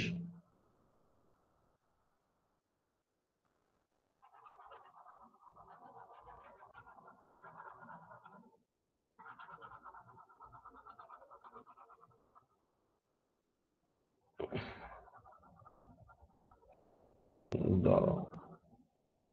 আচ্ছা, বই নিয়ে কারোর কোশ্চেন থাকলে এখনো করো, আমি সলিউশন করে দিচ্ছি, বইয়ের সলিউশন। কারোর যদি কোনো কোশ্চেন থাকে। বেশ, বুঝে গেছো, কোনো সমস্যা নেই। ঠিক আছে, চলো তাহলে আমরা আবার ক্লাসে ফিরে চলে আসি, বইয়ের ঝামেলা মিটিয়ে দিয়েছি। এবার দেখো আমরা কি বলছিলাম, প্রাইম নাম্বার। এই প্রাইম নাম্বারটা কি? প্রাইম হচ্ছে মৌলিক সংখ্যা। ঠিক আছে, তো অনেক ছোটখাটো প্রশ্ন আছে পরীক্ষায়, খুচখাচ প্রশ্ন আছে, কিভাবে আসে আমি সব ব্যাখ্যা করবো। প্রাইম নাম্বার মানে হচ্ছে মৌলিক সংখ্যা। মৌলিক সংখ্যা কাকে বলে? দেখো লেখাই আছে অনলি টু ফ্যাক্টর, মানে এর দুটোই ফ্যাক্টর থাকবে। ফ্যাক্টর মানে কি? ফ্যাক্টর মানে হচ্ছে উৎপাদক থাকবে। যেমন কি? যেমন যেমন ধরো তোমার টু, টু কি দিয়ে ভাঙে? এক দিয়ে যায় আর দুই দিয়ে যায়, দুখানা ফ্যাক্টর, তার মানে এটা একটা প্রাইম নাম্বার। তিন, তিন এক দিয়ে যায়, তিন দিয়ে যায়, তাহলে তিনও একটা প্রাইম নাম্বার। 10 কি প্রাইম নাম্বার? না। কেন? এক দিয়ে যায়, দুই দিয়ে যায়, 5 দিয়ে ভাগ যায়, 10 দিয়ে যায়, চারটে জিনিস দিয়ে যায়। আর এক্স্যাক্টলি টু ফ্যাক্টর বলে দিয়েছি, অনলি টু ফ্যাক্টর যদি হয় তাহলে সেটা কি হবে? তাহলে সেটা প্রাইম হবে। সুতরাং 10 কিন্তু প্রাইম নাম্বার নয়, বাকিগুলো প্রাইম নাম্বার। পরীক্ষায় কিভাবে, অনেক ছোটখাটো পরীক্ষায়, পিএসসি পরীক্ষায় কিরকম কোশ্চেন আসে যে কোন মৌলিক সংখ্যা ইভেন নাম্বার, মানে একটা ইভেন প্লাস প্রাইম। ঠিক আছে, সেক্ষেত্রে তোমার অ্যান্সার কি হবে? 2। 2 এমন একটা সংখ্যা, দেখো 2 আমরা জানি জোড় সংখ্যা, কিন্তু 2 আবার প্রাইম নাম্বারও। সব থেকে ছোট প্রাইম নাম্বার কোনটা? ডাইরেক্ট কোশ্চেন থাকে 2। এই ক্ষেত্রে কিন্তু অ্যান্সার গুলো এরকম হবে। 1 কি প্রাইম নাম্বার? নয়। কেন? কারণ 1-এর একটাই ফ্যাক্টর আছে, একই আছে, আর কিছু দিয়ে যায় না। আর আমি প্রাইমে বলেই দিলাম যে অনলি টু ফ্যাক্টর, দুটো ফ্যাক্টর থাকবে, তাই জন্য 1 কিন্তু প্রাইম নাম্বার নয় হলো। এরপর আসবে কম্পোজিট। কম্পোজিট মানে কি? মৌলিক গেল, যৌগিক, এই ইংলিশ টার্মগুলো জেনে রাখা প্রয়োজন। এই ক্ষেত্রে কি বলছে দেখো, মিনিমাম 3 ফ্যাক্টর, অর্থাৎ তিনখানা ফ্যাক্টর বা তিনটে উৎপাদক এখানে থাকবে। মিনিমাম 3টে থাকবে, ম্যাক্সিমাম অনেক কিছু থাকতে পারে। আগামীকাল আমি যখন পড়বো যে ফ্যাক্টর নিয়ে আমি পুরো আলোচনা করবো, ফ্যাক্টরের উপর একটা ক্লাস থাকবে আগামীকাল, সেখানে তুমি দেখবে যে এই ফ্যাক্টর থেকে বহু ধরনের প্রশ্ন আসে পরীক্ষায়, মাথা খারাপ হয়ে যাবে এত প্রশ্ন দেখলে। তো সেইটা আমি যাব, সেইখানে যাওয়ার আগে কম্পোজিট নাম্বার বলছে মিনিমাম 3টে ফ্যাক্টর থাকবে, এইরকম জিনিসকে বলা হয় কম্পোজিট নাম্বার। মিনিমাম 3টে ফ্যাক্টর থাকবে এরকম জিনিসকে বলা হয় কম্পোজিট নাম্বার। কিরকম? যেমন ধরো 4, 4-এর ক্ষেত্রে কি আছে? 1 আছে, 1 দিয়ে যাই, 2 দিয়ে যাই, আর 4 দিয়ে যাই। মিনিমাম 3টে আছে, ম্যাক্সিমাম যা খুশি রাখতে পারে। যেমন ধরো তোমার ধরো 12, 12 1 দিয়ে যাই, 2 দিয়ে যাই, 3 দিয়ে যাই, 4 দিয়ে যাই, 6 দিয়ে যাই, 12 দিয়েও যাই। মানে অনেকগুলো ফ্যাক্টর আছে, মানে অনেকগুলো জিনিসপত্র দিয়ে ভাগ যায়। মিনিমাম 3টে তো আছেই, 6খানা ফ্যাক্টর আছে। তো মিনিমাম 3টে যেহেতু ঘর হয়ে গেছে, তার মানে এই ক্ষেত্রে কম্পোজিট নাম্বার এগুলো। তাহলে কম্পোজিটের জন্য মিনিমাম 3টে ফ্যাক্টর দরকার, ম্যাক্সিমাম কোনো ঊর্ধ্বসীমা নেই। হলো? তাহলে 4, 6, 8, 9 মানে যেগুলো প্রাইম নাম্বার নয় সেইগুলোই তোমার কম্পোজিট নাম্বারের মধ্যে পড়ে যাচ্ছে। বেশ। ইভেন নাম্বার, ইভেন নাম্বার মানে কি? জোড় সংখ্যা। জোড় সংখ্যাটা কি? জোড় সংখ্যা মানে যেগুলো 2 দিয়ে ভাগ যায়। যেমন ধরো 2, 4, 6, 8, 10 ডট ডট ডট ডট চলছে। এইটা নিয়ে আমি পরে আলোচনা করব কালকে। জিরো কি ইভেন নাম্বার কি ইভেন নাম্বার নয়, জিরো ইভেন নাম্বার কেন ইভেন নাম্বার পরে আলোচনা করব। 0, -2, -4 এগুলো সব ইভেন নাম্বার, সবগুলো পড়ে যাচ্ছে ইভেনের মধ্যে। অড নাম্বারের মধ্যে কি পড়ে যাচ্ছে দেখো, 1, 3, 5, 7। অড নাম্বার মানে কি? যেগুলো 2 দিয়ে ভাগ করা যায় না, তাই তো? যেগুলো 2 দিয়ে ভাগ করা যায় না, ছোটবেলায় পড়েছি 1, 3, 5, 7, 9 মানে 2 এর ভাগ নেই, এরকম একটা একটা একটা নাম্বার বাদ দিয়ে এরকম যাচ্ছে উদাহরণ পরপর। এইগুলো তো তোমাদের মোটামুটি জানা। এইবার একটা আননোন জিনিস হতে পারে, হয়তো অনেকে জানো, নাও জানতে পারো, আমি জানি না। পারফেক্ট নাম্বার কি? পারফেক্ট নাম্বার আলাদা, পারফেক্ট স্কোয়ার নাম্বার আলাদা, পুরো বিষয়টাই আলাদা। দুটোর মধ্যে কোনো দূর দূরান্তেও কোনো সম্পর্ক নেই। তো পারফেক্ট নাম্বার যেটা আমরা করব, খুব ঠান্ডা মাথায় দেখবে যে পারফেক্ট নাম্বারটা কি। কি সেই পারফেক্ট নাম্বার? পারফেক্ট নাম্বার হচ্ছে, একবার একটা কোশ্চেন আমি দেখেছিলাম, সম্ভবত এসএসসি তেই দেখেছিলাম, মানে সাব সিলেকশনে দেখেছিলাম, যে ক্ষুদ্রতম পারফেক্ট নাম্বারটা কত। ঠিক আছে? তো তো এই ক্ষেত্রে অ্যান্সার কিন্তু হবে 6। পারফেক্ট নাম্বার হচ্ছে সেই সমস্ত নাম্বার যাদের, একটা উদাহরণ দিলে তুমি বুঝতে পারবে, এরকম সংজ্ঞা দিয়ে বলা যাবে না। দেখো, ধরো 6 একটা পারফেক্ট নাম্বার। কেন পারফেক্ট? 6-এর কি কি দিয়ে 6 ভাগ যায় বলো? 6 ভাগ যায় 1 দিয়ে যায়, 2 দিয়ে যায়, 3 দিয়ে যায়, আর 6 দিয়ে যায়। বলছে পারফেক্ট নাম্বার হচ্ছে সেই নাম্বারগুলো, যেই নাম্বারগুলোতে এই নিজের নাম্বারটাকে বাদ দাও, নিজের যে নাম্বারটা সেটা বাদ দাও, বাকি যত নাম্বার আছে, বাকি যত নাম্বার আছে তুমি এদের কি করে দাও? যোগ করে দাও। এদের আমি কি বলে দিচ্ছে, বলছে যোগ করে দিতে। তাহলে 1 + 2 + 3 যোগ করে দিলে কত হচ্ছে দেখো, 2 একে 3, 3 3 6। বলছে এই যে যোগফল আর এই লাস্টের যেটা আমি বাদ দিলাম, এই দুটো যদি সেম হয় তাহলে সেই নাম্বারগুলোকে বলা হয় পারফেক্ট নাম্বার। দেখো আমি এখানে এক্সাম্পলে দিয়েছি, দেখো 6-কে দেখো 1, 2, 3, 6 দিয়ে ভাগ যায়। তো দেখো 1 + 2 + 3 এটাও 6 হচ্ছে, আর নিচেরটাও 6 হচ্ছে, তাহলে এটা একটা পারফেক্ট নাম্বার। এরপর দেখো 28, 28-এর ক্ষেত্রে দেখো একই উদাহরণ। দেখো 28 কি দিয়ে যায়? 1 দিয়ে যায়, 2 দিয়ে যায়, 4 দিয়ে যায়, 7 দিয়ে যায়, 14 দিয়ে যায়, 28 দিয়ে যায়। এদের মধ্যে এই দেখো তুমি 28টাকে যদি বাদ দিই, তাহলে বাকি নাম্বারগুলো যদি যোগ করো, যেমন 1 + 2 + 4 + 7 + 14 যোগ করেও তোমার চলে আসবে 28। এই 6-এর পরেই এটা কিন্তু 28 যাবে, মানে এক অঙ্কের একটাই সংখ্যা আছে যেটা পারফেক্ট, সেটা হচ্ছে 6। 2 অঙ্কে একটাই আছে, সেটা 28। 3 অঙ্কে গেলে 496, আর 4 অঙ্কে গেলে 8128 ডট ডট আছে। আমার আর মনে ছিল না বলে আমি টাইপ করিনি। মোটামুটি এত না জানলেও হবে, 6, 28টা জানলেই তোমার আপাতত 2 বছরের জন্য তোমার সিকিউর, যদি কোনো একবার কোশ্চেন চলে আসে পারফেক্ট নাম্বার থেকে। ক্লিয়ার? বলো এইটুকুর মধ্যে কি বুঝতে অসুবিধা আছে? তাহলে আমি পরের পার্টে যাব। বলো কি বুঝতে অসুবিধা আছে, বলো।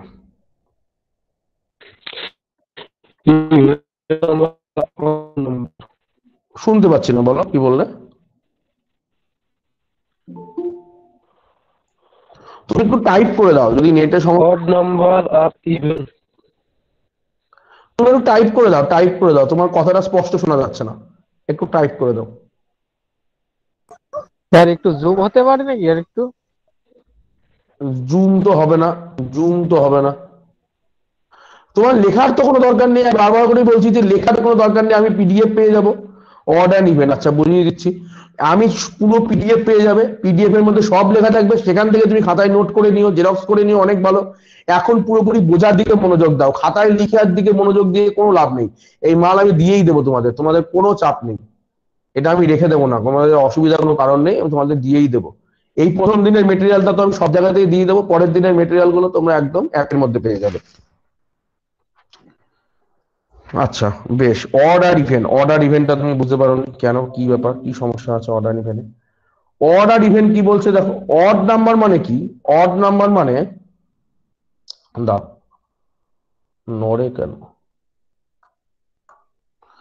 অড নাম্বার মানে ধরো যে সংখ্যাগুলোকে 2 দিয়ে ভাগ করা যাবে না সেগুলো হচ্ছে অড নাম্বার, ঠিক আছে তো।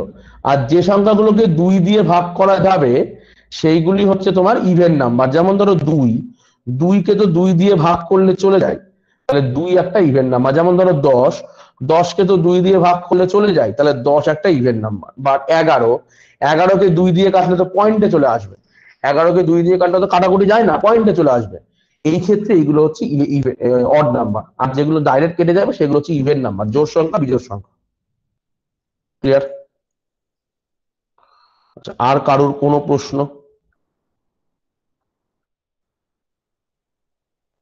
কারোর কোনো প্রশ্ন নেই? বেশ, চলো এরপরে আমরা আমাদের পরের পার্টে আসি। পরের পার্ট কি বলছি দেখো, বলছে এই যে prime number, composite, even odd, আচ্ছা এইগুলোই তো বললাম, তাই তো, এইগুলোই বললাম, ডবল চলে এসছে এই জায়গাটা। চলো এর পরের পার্টে আমি যাব, যেটা খুব ইম্পর্টেন্ট জায়গা, সেটা কি বলছে, ফ্র্যাকশন অর ডেসিমেল। দেখো আমরা পড়েছিলাম, যেখানে বলেছিলাম যে তোমাদের ফ্র্যাকশন বা ডেসিমেলটাকে নিয়ে আমি একটু আলোচনা করব পরে, বলেছিলাম পরে আলোচনা করব, সেই আলোচনার সময় চলে এসেছে। কি বলছে, ফ্র্যাকশন বা ডেসিমেলটাকে আমরা দুটো ভাগে ভাগ করে দিতে পারি। কিরকম ভাগে ভাগ করতে পারি বলছে, একটা টার্মিনেটিং, একটা নন টার্মিনেটিং। এবার টার্মিনেটিং কি নন টার্মিনেটিং কি তুমি ব্যাখ্যা শুনলেই বুঝতে পারবে, তোমার কাছে টোটাল বিষয়টা ক্লিয়ার হয়ে যাবে।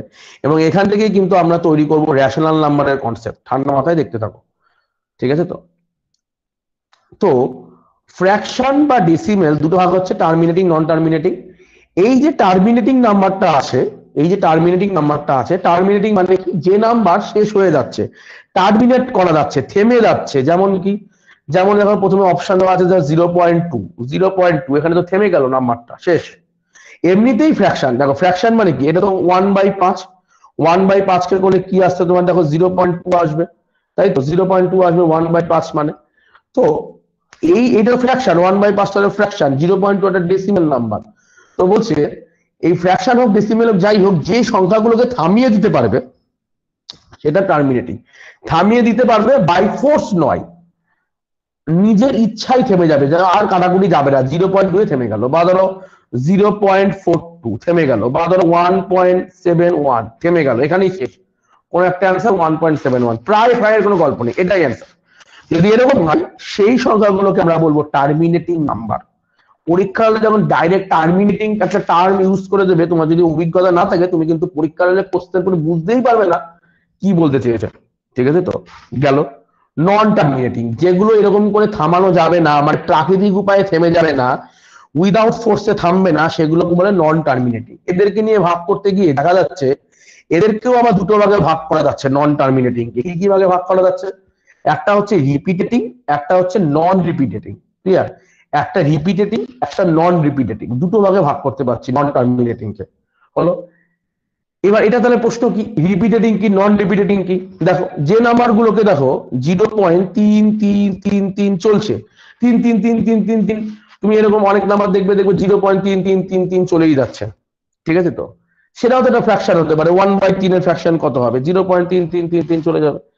তো এইটাকে দেখো তুমি থামাতে পারছো কি, প্রাকৃতিক উপায় কি থেমে যাচ্ছে, থামছে না, মাল চলে যাচ্ছে, তার মানে না থামলে সেটা নন টার্মিনেটিং। কিন্তু তুমি যদি বলো এর মাথায় আমি একে জোর করে থামাবো, তাহলে হয় এর মাথায় বার দিতে হবে, অথবা দিতে হবে কি এর মাথায় পৌনঃপুনিক, ঠিক আছে, এটা বার দিয়ে থামিয়ে দেওয়া যাবে, অথবা পৌনঃপুনিক দিয়ে থামিয়ে দেওয়া যাবে। তার মানে আগেরটা থেমেছিল প্রাকৃতিক উপায়ে, এইবারেরটাও থামছে, থামার কথা ছিল না, কিন্তু তাকে বাই ফোর্স অ্যাপ্লাই করে তাকে থামিয়ে দেওয়া হচ্ছে একটা পৌনঃপুনিক বা মাথায় একটা বার চিহ্ন দিয়ে। হলো। এইভাবে তাকে যেগুলোকে থামিয়ে দেওয়া সম্ভব সেইগুলোকে বলা হবে রিপিটেটিং, অর্থাৎ একই জিনিস রিপিট করছে। ঠিক আছে, অ্যাজ পার এক্সাম্পল দেখো তোমার সেকেন্ড অপশনটা দেখো আছে 0.676767 এরকম করে চলছে। তো এটাকে তুমি কিভাবে থামিয়ে দেবে? 0.67 এর মাথায় বার 67, মানে এই বারটা দিয়ে বোঝাচ্ছে এই সংখ্যাটাই বারবার বারবার করে রিপিট করছে, মানে 67 67 67 67 67 করে রিপিট করছে। ক্লিয়ার? বেশ, আচ্ছা, তাহলে এইভাবে যদি থামিয়ে দেওয়া যায়, দেখো পরের অপশনটা দেখলো বুঝতে হবে, দেখো 0.123 করে থামিয়ে মানে চলে যাচ্ছে।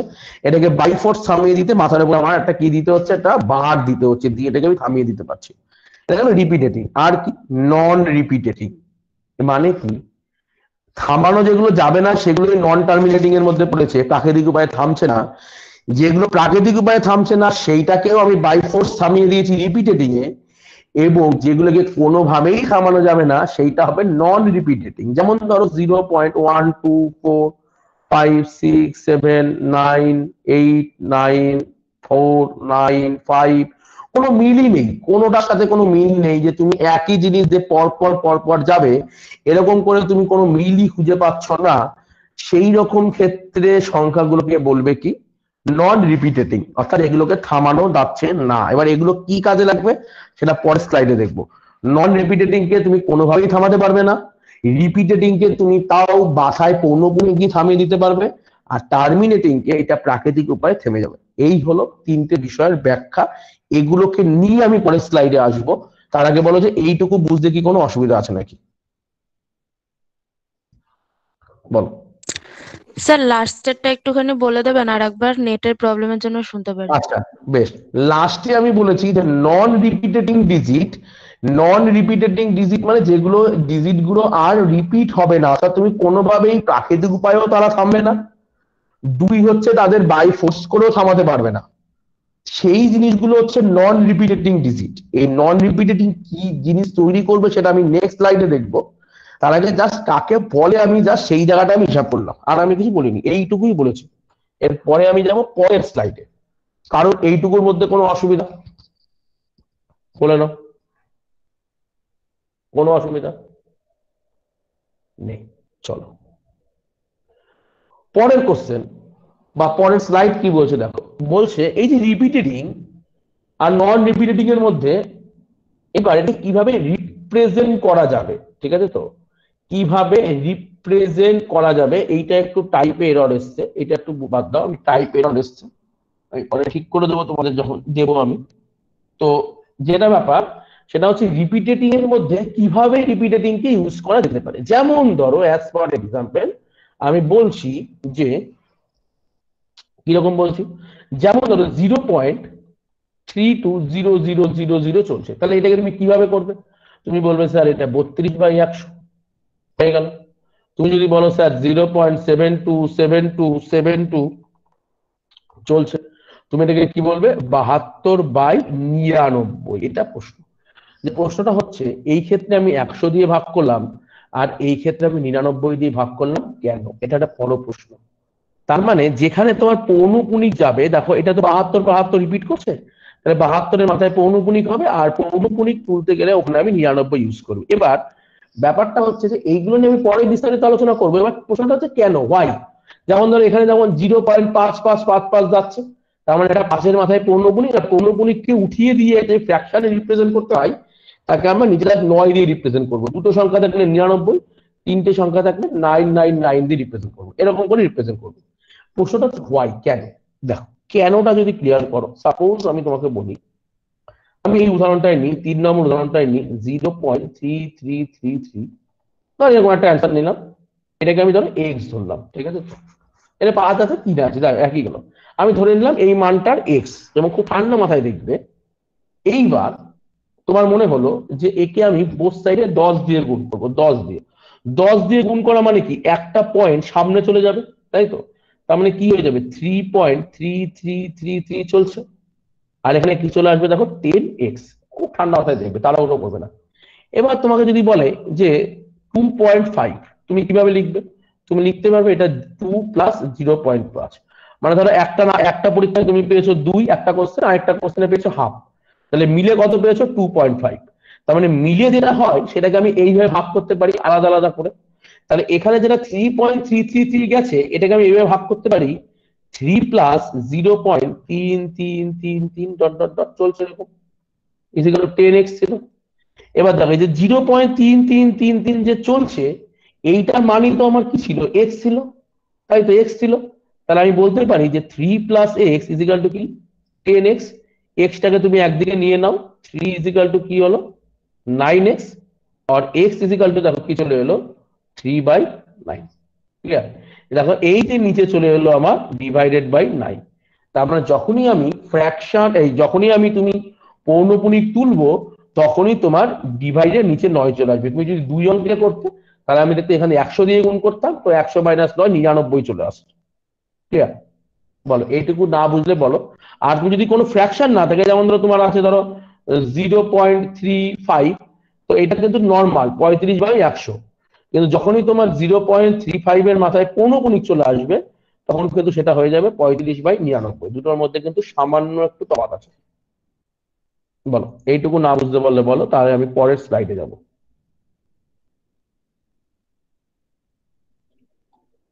ক্লিয়ার? স্যার বলছি দশমিক থাকলে নিচে 99 দিতে হবে কি? হ্যাঁ হ্যাঁ হ্যাঁ হ্যাঁ বলো। স্যার পৌনপুনিক দশমিক থাকলে থাকলে আমার নিচে 99 দিতে হবে নাকি? 90 কোনটা, ঠিক আছে তো কেন কি ওগুলো আমি যখন এইটা আবার ডিটেলস আলোচনা করবো তখন বলবো, এখানে লাগবে। ঠিক আছে তো প্লাস মাইনাস করে যখন এখান থেকে অঙ্ক করবো এই জায়গাগুলো থেকে, এগুলো থেকে কনসেপ্ট ক্লিয়ার করছি। কনসেপ্ট ক্লিয়ারের সময় আমি খুব ধীরে ধীরে বলবো, তোমার যতবার ইচ্ছা তুমি ধীরে ধীরে করবে। যখন অঙ্ক করবো তখন কিন্তু আমি ফাস্ট যাবো। ঠিক আছে, কারণ কনসেপ্ট ক্লিয়ারের সময় আমি কিন্তু খুব ধীরে ধীরে পড়াচ্ছি। অঙ্ক যখন যাবো তখন কিন্তু ফাস্টে যাবো। তো কনসেপ্ট ভালো করে ক্লিয়ার করে নাও।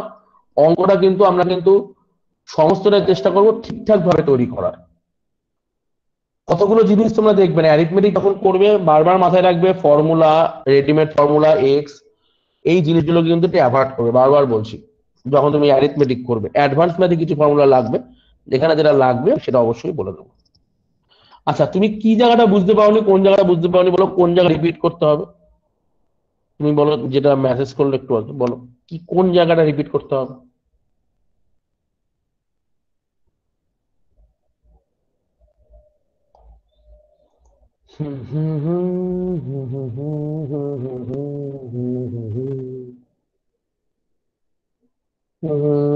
আমার তো এখনো মেসেজ আসেনি।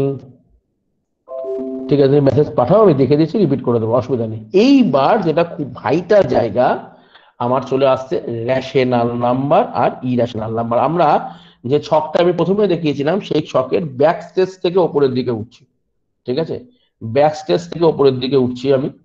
তাহলে এই রেশনাল নাম্বার কোনগুলো দেখো ঠান্ডা মাথায়, রেশনাল নাম্বার হচ্ছে এই মান যেখানে রেশনাল মানে তোমাকে থামিয়ে দিতে পারবে, বাই ফোর্স করে তুমি থামিয়ে দিতে পারবে, সেই জায়গাটা হচ্ছে রেশনাল নাম্বার। ক্লিয়ার?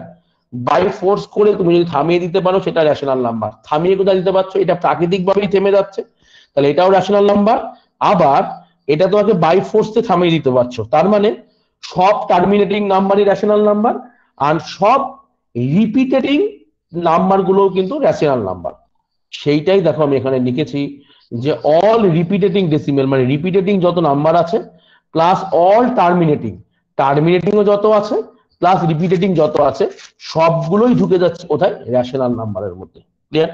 এই রেশনাল নাম্বারকে আমরা কিভাবে প্রকাশ করতে পারি বলছে, এই রেশনাল নাম্বারকে আমরা p/q আকারে প্রকাশ করতে পারি, মানে ফ্র্যাকশন যেভাবে প্রকাশ করে, যার মধ্যে বলছি কিউ এর মান যেন কখনোই জিরো না হয়। আমি অ্যালজেব্রা বা ত্রিকোণমিতির সময় আরো ডিটেলসে বলবো ব্যাপারটা যে কেন জিরো করা যাবে না। ঠিক আছে, মানে মোদ্দা কথা হচ্ছে নিচে যেন জিরো না হয়, কারণ নিচে জিরো চলে এলে ওটা আনডিফাইন্ড হয়ে যাবে। এটা গেল এক।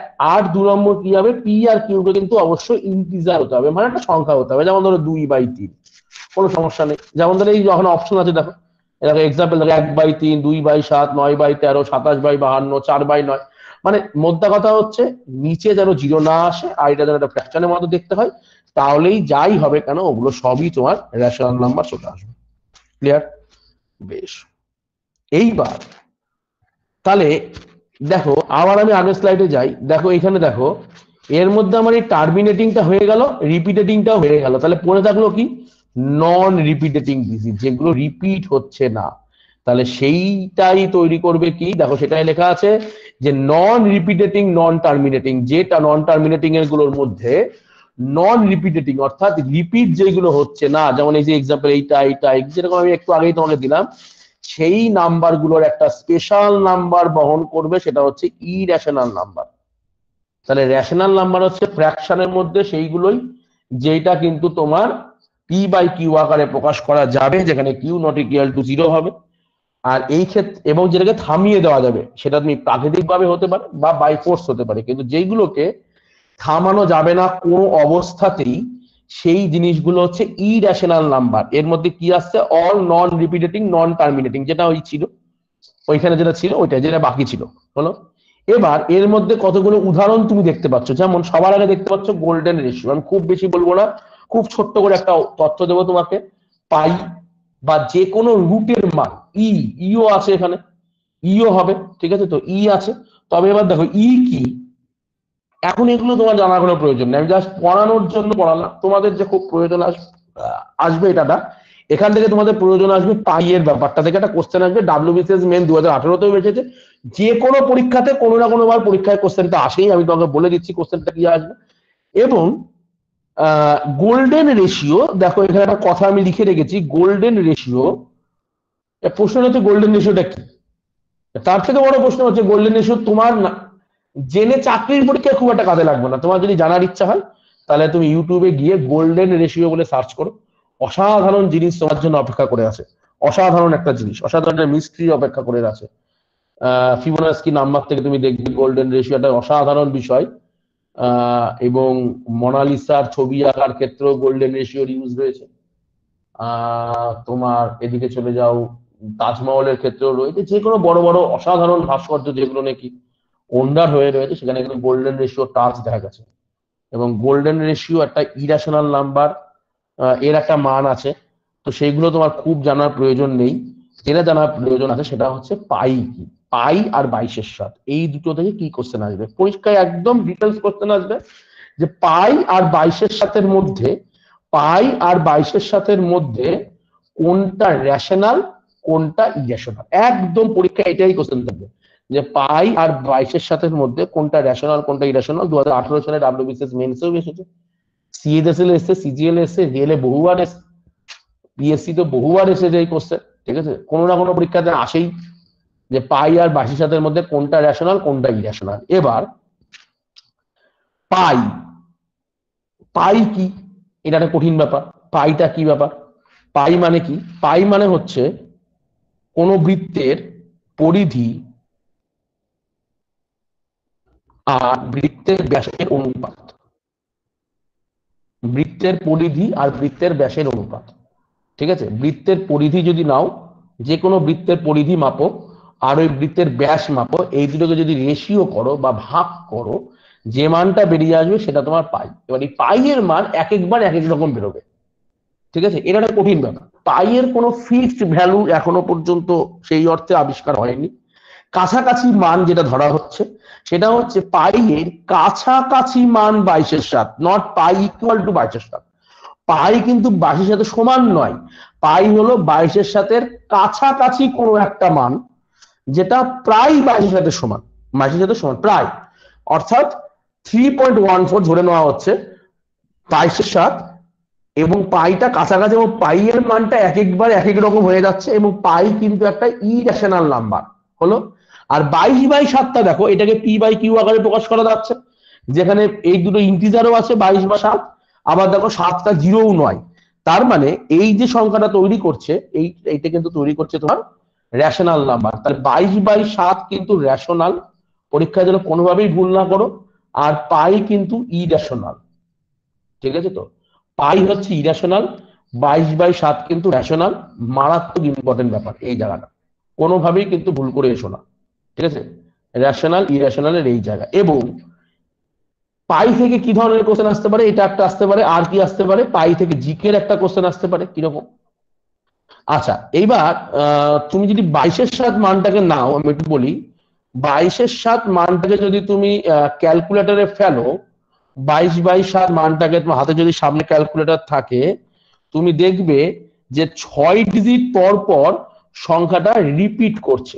ঠিক আছে, যেমন 22/7 করলে কি আসবে, আমারও মনে পড়ছে না সংখ্যাটা, 3.142 সামথিং এরকম কিছু একটা, 142 857 এরকম করে চলছে। এবার দেখো এইখানে দেখো 6টা ডিজিট দেখো, মানে 3.142857 এই জিনিসগুলো দেখবে বারে বারে রিপিট করবে। তার মানে এইটুকুর মাথায় আমি এটাকে কি থামিয়ে দিতে পারি। 3.142857 6 অক্ষরের ডিজিট হলেও আমি এটাকে কি থামিয়ে দিতে পারছি, বাই ফোর্স থামিয়ে দিতে পারছি। তার মানে এটা কিসের মধ্যে পড়ছে, রিপিটেটিং এর মধ্যে পড়ছে।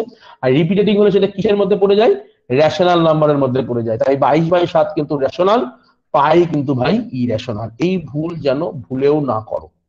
বলো এটুকুর মধ্যে বুঝতে কি অসুবিধা আছে? তাহলে আমি পরের স্লাইডে যাব। স্যার রেশনাল আর ইরেশনাল নাম্বারস এগুলো নেগেটিভ হতে পারে? হুম হুম হুম হুম হুম কোনো সমস্যা নেই, হতেই পারে। সেটা নিয়ে আমি সব আলোচনা করব। চলো এবার দেখো, এইবার কতগুলি ফর্ম আছে। এই ফর্ম কি হবে, যেমন বলছি ইভেন নাম্বার সবসময় 2 এর কে ফর্মকে ইউজ করবে, মানে 2 দিয়ে সবগুলো ভাগ যাবে। মানে এন এর জায়গায় তুমি যা খুশি বসিয়ে দাও, ইভেন নাম্বার তৈরি করবে। এন এর জায়গায় তুমি 0 বসাও, 2 × 0 হবে, 0 একটা ইভেন নাম্বার হবে। 2 × 0 একটা 0 ইভেন নাম্বার। তুমি এন এর জায়গায় 1 বসিয়ে দাও, 2 × 1 2 একটা ইভেন নাম্বার। 2 এর জায়গায় 2 বসাও, 2 × 2 4 ইভেন নাম্বার। মানে 2n ফরম্যাটে যা থাকবে সবগুলোই হচ্ছে ইভেন নাম্বার। অড নাম্বার কি ফর্ম কি হবে, 2n ± 1, অর্থাৎ 2n ± 1। তুমি n এর জায়গায় তুমি 0 বসাও, তাহলে দেখো কি চলে আসছে, 1 চলে আসছে। n এর জায়গায় 0 বসালে তুমি n এর জায়গায় 1 বসাও, তাহলে দেখো 2 2 কে 2 + 1 3 চলে আসছে। n এর জায়গায় তুমি 2 বসাও, দেখো 2 × 2 = 4 + 1 5 চলে আসছে। বা 2 × 2 = 4 - 1 3 চলে আসছে। সবই কি এগুলো অড নাম্বার, মানে 2n ± 1 এ থাকলে অড নাম্বার। প্রাইম নাম্বার এটা কতটা সত্যি বা কতটা হতে পারে, তবে বলছে যে 6k ± 1 এর ক্ষেত্রে প্রাইম নাম্বার তৈরি করবে। তোমরা চেষ্টা করে দেখতে পারো যে এটা কত অবধি কাজ করে।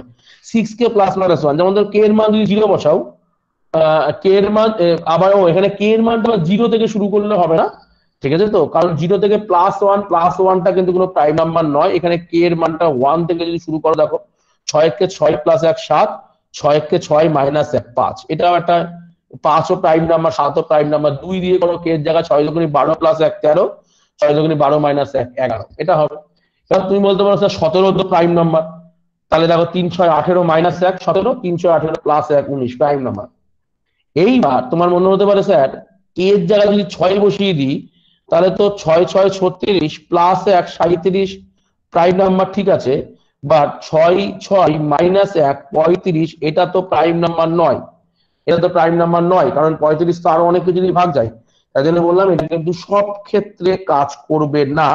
তবে 6k ± 1 যদি না হয়, তবে সেটা প্রাইম নাম্বার কোনো অবস্থাতেই হবে না। ঠিক আছে তো, মানে কোনো একটা নাম্বারকে তুমি যদি 6k ± 1 এ আনতে না পারো, তবে সেটা প্রাইম নাম্বার নয়। পরীক্ষার হলে এখান থেকে কি রকম প্রশ্ন থাকবে, এটা একটা প্রশ্ন। পরীক্ষার হলে এখান থেকে কি রকম প্রশ্ন থাকবে, যেমন ধরো বললো 217 এটা প্রাইম নাম্বার, ঠিক আছে, বা বললো এর মধ্যে কোনটি প্রাইম নাম্বার নয়, 4টে অপশন দিয়ে বললো। তো তুমি বুঝবে কি করে, যেটা 6k ± 1 ফরম্যাটে নেই সেইটাই হবে, সেইটা মানে সেটা 6k ± 1 ফরম্যাটে আছে, সেটা প্রাইম নাম্বার হতেও পারে, নাও হতে পারে। যেটা নেই তো সেটা কোনো গল্পই নেই, ঠিক আছে, সেটা কোনো প্রাইম নাম্বার হবেই না, কোনো অবস্থাতেই হবে না। ঠিক আছে তো, এই জায়গাটা একটু খেয়াল করার বিষয় আছে। বলো স্যার আরেকবার বলুন প্রাইম নাম্বারটা। প্রাইম নাম্বারে যেটা বললাম যে 6k ± 1 এর ক্ষেত্রে প্রাইম নাম্বার হওয়ার একটা প্রবাবিলিটি আছে। হবেই এরকম সব ক্ষেত্রে এরকম নয়, তবে ম্যাক্স অনেক ক্ষেত্রে হবে। যেমন ধরো তুমি 5 যদি ধরো, তাহলে 5 6 30 + 1 31 একটা প্রাইম নাম্বার, 5 6 30 - 29 একটা প্রাইম নাম্বার, তাহলে এই দুটোই প্রাইম নাম্বার। এরকম ক্ষেত্রে 6k ± 1 ফরম্যাটে থাকলে সেইটা কিন্তু তোমার প্রাইম নাম্বার তৈরি করবে। কে এর মান কত থেকে কত হতে পারে? 1 থেকে শুরু করে দাও, তবে সব ক্ষেত্রে কাজ করবে না। ঠিক আছে তো? আমি পরে এটা আমি এক্সাম্পল করবো পরীক্ষা হলে কি ধরনের কোশ্চেন আছে করবো, তখন তুমি বুঝতে পারবে। আমি একটা অপশন দিয়ে যখন করবো তখন তুমি বুঝতে পারবে, ক্লিয়ার হবে তোমার কাছে বিষয়টা। ঠিক আছে, এবং কতগুলো বেসিক ইনফরমেশন এটা মুখস্থের জন্য তোমাকে লিখে দেওয়া হয়েছে। মুখস্থ মানে তুমি চাইলে দেখতেও পারো, নাও দেখতে পারো। যে 1 থেকে 50-এর মধ্যে 15টা প্রাইম নাম্বার আছে, 50 থেকে 100টার মধ্যে 10টা প্রাইম নাম্বার আছে, 1 থেকে 100টার মধ্যে কটা প্রাইম নাম্বার আছে? দুটো। 1 থেকে 10-এর মধ্যে কটা প্রাইম নাম্বার আছে? 4টে। 1 থেকে 10-এর মধ্যে 4টে প্রাইম নাম্বার আছে। কি আছে? 2 আছে, 3 আছে, 5 আছে, 7 আছে। অনেক সময় ডাইরেক্ট কোশ্চেন করে যে 1 থেকে 100-এর মধ্যে কতগুলো প্রাইম নাম্বার আছে। পিএসসি পরীক্ষার ক্ষেত্রে বা পুলিশের পরীক্ষার ক্ষেত্রে বা ধরো তোমার টেটের পরীক্ষার ক্ষেত্রে এরকম ডাইরেক্ট কোশ্চেন দেয়। এনটিপিসি, সিজিএল, কেএসএস এর ক্ষেত্রে এরকম ডাইরেক্ট সাধারণত থাকে না যে 1 থেকে 100-এর মধ্যে কতগুলি প্রাইম নাম্বার আছে, 50 থেকে 100-এর মধ্যে কতগুলি প্রাইম নাম্বার আছে, এরকম সাধারণত ডাইরেক্ট কোশ্চেন থাকে না। ঠিক আছে, এরপরে একটা খুব ভাইটাল পয়েন্ট আমরা পড়বো আজকে, সেটা হলো কো প্রাইম নাম্বার। কো প্রাইম নাম্বার সেটা কি? দেখো, কো প্রাইম নাম্বার কি বলছে? কো প্রাইম নাম্বার কি বলছে? কো প্রাইম বলছে দুটো নাম্বারের এইচসিএফ যদি এক হয়ে যায়, দুটো নাম্বারের, এই ক্ষেত্রে এরকম কোনো বাধ্যবাধকতা নেই যে দুটো নাম্বারকে প্রাইম নাম্বার হতে হবে। হতেও পারে, নাও হতে পারে। যেমন ধরো 5 আর 7, 5 একটা প্রাইম নাম্বার, 7 একটা প্রাইম নাম্বার, দুটো এটা তৈরি করলো। এই 5 আর 7 যে জুটি হলো, জুটিটাকে আমরা বলবো কো প্রাইম নাম্বার। দুটো সংখ্যার এইচসিএফ 1 হলে। যেমন ধরো 9 আর 13, 9 তো একটা প্রাইম নাম্বার নয়, 9 তো একটা কম্পোজিট নাম্বার, হতেই পারে। 13 একটা প্রাইম নাম্বার, কিন্তু 9 আর 13 যখন একসাথে বসছে তখন 9 আর 13 নিজেদের মধ্যে গসাগু কত হয়ে যাচ্ছে? 1 হয়ে যাচ্ছে। 9 আর 13 নিজেদের কোনো কমন গসাগু নেই, তাহলে এইগুলো চলে আসবে কো প্রাইম নাম্বার। কোথায় কো প্রাইম নাম্বারে কাজ লাগবে? এইচসিএফ, এফসিএফ এর সময়। তখন কিন্তু আমি আর ইন ডিটেইলস ভেঙে বলবো না কো প্রাইম নাম্বার কি। প্রতিটা এই যা যা পড়াচ্ছি আজকে এইগুলো সবগুলো পরবর্তী ক্লাসে আছে। ঠিক আছে, ধরে ধরে আমি তো তখন এগুলো ব্যাখ্যা করে বলবো না কোনটা কি। ঠিক আছে, জাস্ট কো প্রাইম নাম্বার বলে দিলে আমি ছেড়ে দেবো, মাথায় রাখো এটা। 16 আর 25, 16 একটা কম্পোজিট নাম্বার, 25 একটা কম্পোজিট নাম্বার, দুটোই কম্পোজিট নাম্বার, কিন্তু তারা যখন পেয়ারে আছে 16 আর 25, তখন কিন্তু তারা একটা কো প্রাইম নাম্বার তৈরি করছে, কারণ 16 আর 25 নির্দিষ্ট কোনো গসাগু নেই। এরকমই হাজার একটা উদাহরণ দেওয়া আছে তোমাদের। বলো, এইটুকুর মধ্যে কোনো প্রশ্ন? এইটুকুর মধ্যে, এইটুক জায়গার মধ্যে কোনো প্রশ্ন আছে কিনা বলতে পারো তুমি? স্যার তবে যে কোনো দুটো ইন্টিজার বসলেই তো কো প্রাইম নাম্বার হয়ে যাবে। না, এরকম সমস্যা আছে। যে কোনো দুটো, 10, 12, এটা কি কো প্রাইম নাম্বার হবে? হবে না। তার কারণ বললাম কি, 2 নাম্বারের এইচসিএফ 1, বারবার করে লিখে দিয়েছি। 10 আর 12 তো ভাই এইচসিএফ তো 1 নয়, এইচসিএফ তো 1 নয়, হবে না। যাদের মধ্যে এইচসিএফ 1 হবে দুটো সংখ্যার মধ্যে, সেইগুলো কো প্রাইম নাম্বার হবে। যেগুলো হবে না সেগুলো হবে না।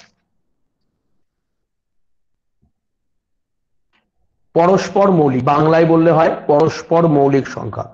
পরস্পর মৌলিক, তা এর জন্য দুটোকেই মৌলিক হতে হবে বা একটাকে মৌলিক হতেই হবে, এরকম কোনো বাধ্যবাধকতা নেই। কিন্তু দুটো নাম্বার একসাথে যখন এদের গসাগু এক হয়ে যাবে, তখন সেটা হয়ে যাবে কো প্রাইম নাম্বার। ক্লিয়ার? আজকে লাস্ট টপিক আমি পড়াবো একদম, যেখান থেকে এনটিপিসি পরীক্ষা দাও, রেলের গ্রুপ ডি পরীক্ষা দাও, একটা কোশ্চেন আসবেই আসবে। লাস্ট টপিক, ঠিক আছে তো?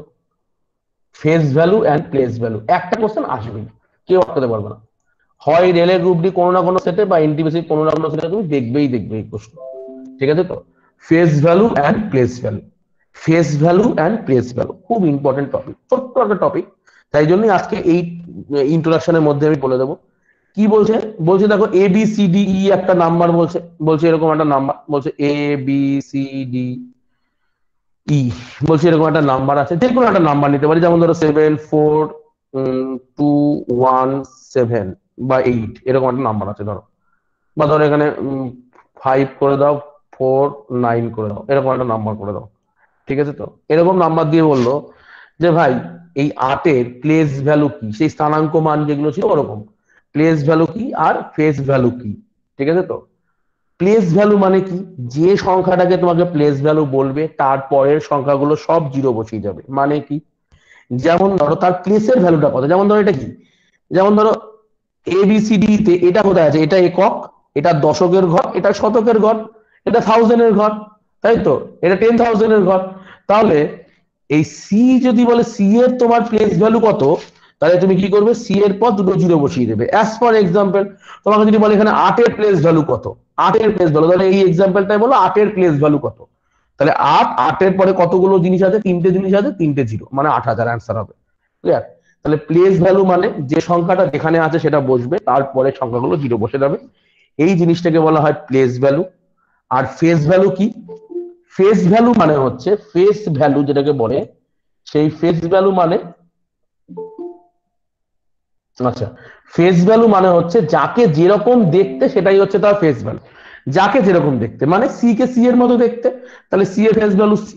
তোমাকে যদি বলে 5 এর ফেস ভ্যালু কত, 5 এর ফেস ভ্যালু 5, 5 কে 5 এর মতো দেখতে। 8 এর ফেস ভ্যালু কত, 8 এর ফেস ভ্যালু 8, 9 এর ফেস ভ্যালু কত, 9 এর ফেস ভ্যালু 9, কোনো বুঝে লাভ নেই। তোমাকে যদি বলে 4 এর প্লেস ভ্যালু কত, তাহলে 4 0 40। যদি বলে 9 এর প্লেস ভ্যালু কত, তাহলে 9 হবে, 9 এর পর আর কিছু নেই। 7 এর প্লেস ভ্যালু কত, 7 এর পর যতগুলো শূন্য আছে সব শূন্য বসিয়ে দাও হুড় হুড় করে।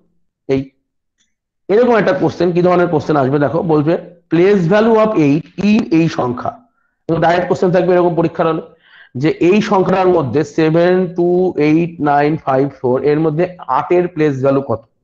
তাহলে 8 এর প্লেস ভ্যালু মানে 8, পরে যে সংখ্যাগুলো থাকবে 3টে শূন্য, মানে এক্ষেত্রে অ্যান্সার হবে 8000। ঠিক আছে? কি ধরনের কোশ্চেন থাকবে? তারপর ধরো একটা কোশ্চেন আছে, বলছে 9 2 5 7 4 1 0 3, বলছে এর মধ্যে প্লেস ভ্যালু আর ফেস ভ্যালু কার বার করতে বলেছে, 5 এর বার করতে বলেছে। তাহলে বলো প্লেস ভ্যালু কত হবে 5 এর, 5, তারপরে এগুলো সব শূন্য, 1 2 3 4 5, 1 2 3 4 5, 5টা শূন্য হয়ে গেল place value. Face value, face value কত হবে, ফেস ভ্যালু, ফেস ভ্যালু কত হবে, 5 কে 5 এর মতোই দেখতে, বুঝে লাভ নেই 5। এবার বলেছে difference of place value and face value, এটাও কোশ্চেন করতে পারে যে ডিফারেন্স কত, বা অ্যাডিশন অফ কত, বা সাম অফ কত, বা মাল্টিপল অফ কত, সবই বলতে পারে। যোগ করতে বললে যোগ করবে, গুণ করতে বললে গুণ, বিয়োগ করতে বললে বিয়োগ। তাহলে যদি বিয়োগ করে দাও, দেখো কত আসছে, 4999995। এই যে 5 এর পর এতগুলো শূন্য থেকে একটা 5 বাদ দিচ্ছি, কি হবে, 499995। এই ক্লিয়ার? এইটুকু গেল তোমাদের একটা বেসিক ইন্ট্রোডাকশন। নাম্বার সিস্টেমের একটা বেসিক ইন্ট্রোডাকশনের প্রয়োজন হয়, খুব ছোট হয় ক্লাসটা। সাধারণত শুধু রেকর্ড করলে হয়তো 40 মিনিট বা 45 মিনিট হতো, আজকে অনেকগুলো কথা বললাম বলে এখানে ক্লাসটা একটু বাড়লো। পরের দিন কিন্তু থেকে যেটা ক্লাস হবে, নেক্সট ক্লাসে তোমার যারা ভর্তি হওয়ার তারা ভর্তি হয়ে যাবে। অফিস নাম্বার এখানে ওই নাম্বারগুলো দেওয়া আছে, অফিস নাম্বার, তোমরা যার ভর্তি হওয়ার সেখানে ভর্তি হয়ে যাবে। আর যদি কোনো কোশ্চেন থাকে তুমি আমাকে করতে পারো। অফলাইন ব্যাচ 20 তারিখে হবে, অনলাইন ব্যাচ 15 তারিখে হবে। বলো কার কি কোশ্চেন স্যার আছে? কোন অ্যাপে পিডিএফ দেওয়া হবে? আমাদের যে নিজস্ব অ্যাপ আছে টেস্ট কনফিডেন্স, সেই টেস্ট কনফিডেন্স অ্যাপে স্যার গ্রুপে একটু লিংকটা পাঠিয়ে দেবেন। সমস্ত কিছু পাঠিয়ে দেওয়া হবে। আর স্যার যদি অনলাইন ক্লাস করি তাহলে অ্যাডমিশন ফিসটা কি করে দেব? অনলাইনে পেমেন্ট করবে, সেটাও অনলাইনে কিভাবে পেমেন্ট করবে, Google pay, phone pay, bank account number সমস্ত কিছু পাঠিয়ে দেওয়া হবে গ্রুপের মধ্যে।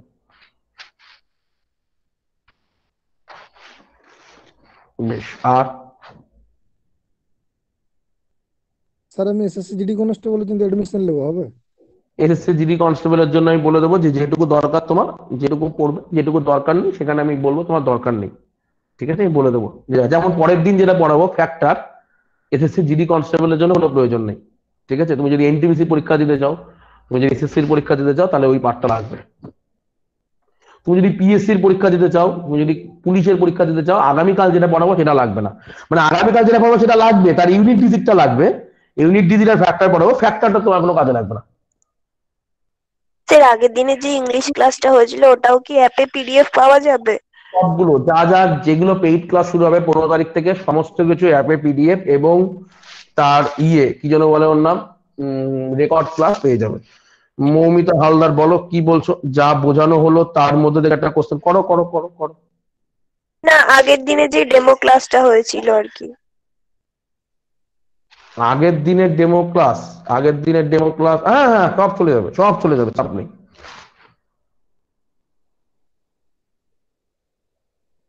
কি বলছো, ইভেন নাম্বারের ক্ষেত্রে যে 2n, n এর value fraction or point or minus হতে পারে। দেখো আমি কি বলেছিলাম, দেখো ইভেন নাম্বারের ক্ষেত্রে দেখো আমি বলেইছিলাম মাইনাস হতে পারে। দেখো এই দেখো, এই যে দেখো, যখন আমি ইভেন নাম্বার বলেছিলাম, এই দেখো এই যে মাইনাস হতেই পারে, এই যে চলছে। ফ্র্যাকশন করা যাবে না, ঠিক আছে তো, ফ্র্যাকশন করা যাবে না, কিন্তু মাইনাস নিতেই পারো। স্যার জিরোটা কেন ইভেন, ওটা নেক্সট? একদম একদম একদম একদম বলে দেবো আমি। জিরো কেন ইভেন, এটা প্রশ্ন হতেই পারে। বেশ। আর আর কারোর কোনো প্রশ্ন? বেশ, ক্লাস কিন্তু একদম টাইম মতো শুরু হয়ে যাবে। আমি সমস্ত কিছু পাঠিয়ে দেবো, ক্লাস ডিটেলস, কবে কবে কবে থেকে ক্লাস শুরু হবে, কি ক্লাস হবে, ঠিক আছে। ম্যাথ ইংরেজি শুরু হবে। ম্যাথ যেটা হবে সেটা কিন্তু চ্যাপ্টার ওয়াইজ হবে, বারবার বলে দিচ্ছি। এখানে কিন্তু কোনো তাড়াহুড়ো করা যাবে না, আমার পরীক্ষা এসে গেছে, আমার সামনেই চলে এসছে, ওই চলে এসছে, হাবি যাবি হ্যাড্ডা ব্যাড্ডা কিচ্ছু করা যাবে না। চ্যাপ্টার ওয়াইজ হবে, ধীরে ধীরে হবে। 7 থেকে 8 মাসের মধ্যে সিলেবাস শেষ করে দেওয়ার কথা। যদি শেষ করতে না পারি কোনো কারণে, হয়তো 1-8 মাস বাড়তে পারে, বা আমি কিছু এক্সট্রা ক্লাস করি, শেষ করে দেবো। যেটা হবে ঠিকঠাক ভাবেই হবে। তবে এই ক্ষেত্রে আমি একটু বলে দিই, আগের যে ব্যাচটা গেছে তার সাথে এই ব্যাচের কম্পেয়ার করা যাবে না, ঠিক আছে। তো আগের ব্যাচে সপ্তাহে 2 দিন করে ক্লাস গেছে, কিন্তু না ক্লাসের টাইমিংটা কম ছিল, এই জন্য এই ব্যাচের টাইমিংটা একটু বাড়িয়ে দেওয়া হবে। অঙ্ক ক্লাস মোটামুটি 2 ঘন্টার নিচে শেষ হবে না, এটা তুমি ধরেই রাখতে পারো, ঠিক আছে। তো অঙ্ক ক্লাস 2 ঘন্টার নিচে শেষ হবে না, 2 ঘন্টার থেকে বেশি হতে পারে, কম হয়তো কোনোদিন কোনো ছোট টপিক থাকলে হয়তো কম হতে পারে, তবে ম্যাক্সিমাম দিন 2 ঘন্টা বা 2 ঘন্টার বেশির জন্য প্রিপেয়ার্ড হয়ে থাকবে, ঠিক আছে, যদি লাইভ ক্লাস দেখতে হয়। আর যদি রেকর্ড ক্লাস দেখো, তুমি যদি মনে করো যে আমার লাইভে অসুবিধা আছে, আমার টাইম হচ্ছে না বা কিছু, তুমি রেকর্ড ক্লাস দেখবে, তুমি রেকর্ড ক্লাসও দেখতে পারো, তাহলে তো তোমার টাইমের কোনো ব্যাপার নেই, ক্লিয়ার। তুমি লাইভও দেখতে পারো, রেকর্ডও দেখতে পারো, কোনো মানে এরকম বাধ্যবাধকতা নেই যে লাইভ না দেখলে রেকর্ড দেখতে পারবে না, এরকম কোনো ব্যাপার নেই। তবে আমি কিন্তু বলবো চেষ্টা করবে লাইভ ক্লাস করার, কারণ ক্লাস যত এগোবে, যত আমি কনসেপ্টের মধ্যে ঢুকতে থাকবো আস্তে আস্তে, ঠিক আছে, সেইখানে কিন্তু তুমি নিজের পিছিয়ে পড়বে না হলে, ক্লাসের সাথে যদি যেতে না পারো। আর বারবার করে একটাই কথা বলে দিচ্ছি, এক্স ডিরেক্ট ফর্মুলা এই জিনিসগুলোকে কিন্তু আস্তে আস্তে ভুলতে হবে যদি পড়ে থাকো, আর বলছিলাম চেষ্টা কি করবে কনসেপচুয়াল সলিউশন করার। আজ এডমিশন চলবে লিয়া হবে কি? হ্যাঁ হ্যাঁ হ্যাঁ, এসএসসি জিডি কনস্টেবল এডমিশন হবো তো ক্লাস হবে? আমি কত বারবারই তারিখে? বলে দিচ্ছি, তোমার যদি এরকম মনে হয় যে আমার শুধুমাত্র এই ডিফেন্স লাইনের এক্সামটাই আমার প্রয়োজন, তাহলে অনলি ডিফেন্স লাইন, যেখানে আদার্স কোনো আলোচনা হবে না, শুধু ডিফেন্স লাইন নিয়ে আলোচনা হবে, তাহলে আমাদের যে নতুন কোনো ব্যাচ এই মুহূর্তে আসবে না। পুরোনো যে ব্যাচটা আছে, যেখানে রেকর্ড করা আছে সমস্ত ভিডিও, অলরেডি পিডিএফ এবং রেকর্ড ভিডিও আছে, তুমি সেই ব্যাচে জয়েন করে যেতে পারো যদি তোমার এমার্জেন্সি মনে হয়, ক্লিয়ার। যদি তোমার মনে হয় আমার এমার্জেন্সি ব্যাপার আছে, ঠিক আছে। আর যদি তোমার মনে হয় যে না, আমার ঠিকঠাক করে শেখার প্রয়োজন আছে, একেবারে 0 লেভেল থেকে শুরু করে হাই লেভেল আমি অন্যান্য পরীক্ষাও দেবো, তার জন্য তোমার এই ব্যাচটা পারফেক্ট। স্যার অন্য না, আমার ডিফেন্স এসএসসি জিডি কনস্টেবল। হলে তুমি, আমি বলবো এই ব্যাচে তুমি করো না, তার কারণ এখানে তো ডিফেন্স তো থেকেও অনেক বেশি, অনেক হাই লেভেলে যাবো, তো অনেক ক্লাসগুলো গেলে অর্ধেক ক্লাসে তোমার কোনো কাজে লাগছে না, ঠিক আছে। তো সেই জন্য বলো, পুলিশের যে ব্যাচটা আছে তুমি সেই ব্যাচে জয়েন করে যাও, সেখানে যে যে চ্যাপ্টার ডিফেন্সের জন্য লাগবে সেটা আমি করে দেবো। হ্যাঁ, ডিটেলস গুলো আমি গ্রুপে দিয়ে দেবো ধনঞ্জয়, ডিটেলস আমি গ্রুপে দিয়ে দেবো। আচ্ছা, আজকের ক্লাস নিয়ে কারোর কোনো সমস্যা, যে কোনো টপিক বুঝতে পারেনি বা ঠিকঠাক হলো না, বা কোনো জায়গা দরকার, কি প্রয়োজন, কিছু যদি থাকে সাজেশন বলতে পারো, কোনো সমস্যা নেই।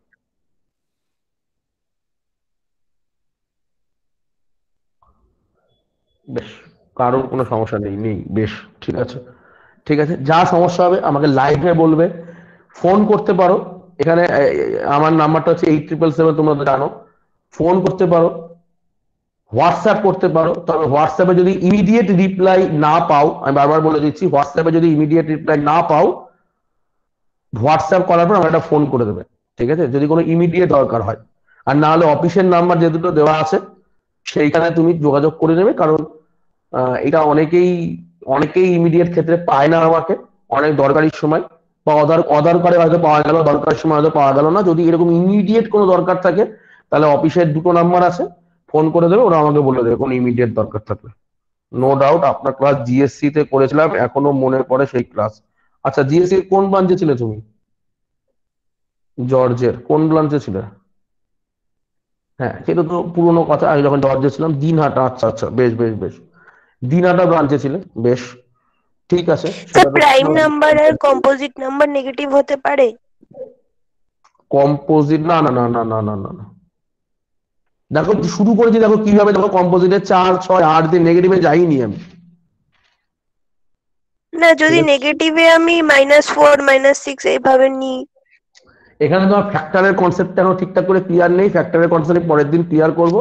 তাহলে তোমার এই জাতীয় প্রশ্ন থাকবে না। ওই যে পরের দিনই ওই জন্য বললাম না, দেখো কম্পোজিটে লেখা আছে না মিনিমাম 3 ফ্যাক্টর, এবং এই ফ্যাক্টরের জন্য অজয় হাজার একটা কোশ্চেন আছে ফ্যাক্টর নিয়ে, ঠিক আছে? তো সেই কোশ্চেন বা সেই কনসেপ্ট ক্লিয়ার না করলে তোমার এই বিষয়গুলো ক্লিয়ার হবে না। একটু ওয়েট করে যাও, আগামীকাল ফ্যাক্টরের ক্লাসটা আছে। আগামীকাল মানে আগামী পরশু আছে। বলছি একটু ফি স্ট্রাকচারটা অনেক কেউ জানতে চাইছে, কদিনের ক্লাস ওইটা একটুখানি জানিয়ে দিলে সুবিধা হয়।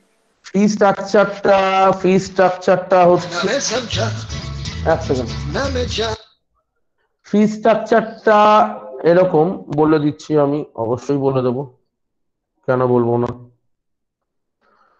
ফি স্ট্রাকচারটা থাকবে হচ্ছে অনলাইনের ক্ষেত্রে হলো ম্যাথ প্লাস ইংলিশ, এটা যখন প্রথমে ভর্তি হবে 1000 দিয়ে ভর্তি হবে, যার মধ্যে অলরেডি প্রথম মাসের মাইনা তোমার অ্যাডভান্স ধরে নেওয়া হয়েছে, প্লাস কিছু অ্যাডমিশন ফিস নিয়ে নেওয়া হয়েছে, এটা 1000 এর মধ্যে।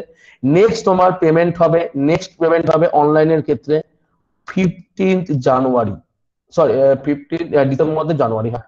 পরের নেক্সট পেমেন্ট হবে 15 জানুয়ারি, যেখানে তুমি ম্যাথ ইংলিশের জন্য পেমেন্ট করবে 500 হলো। অফলাইনের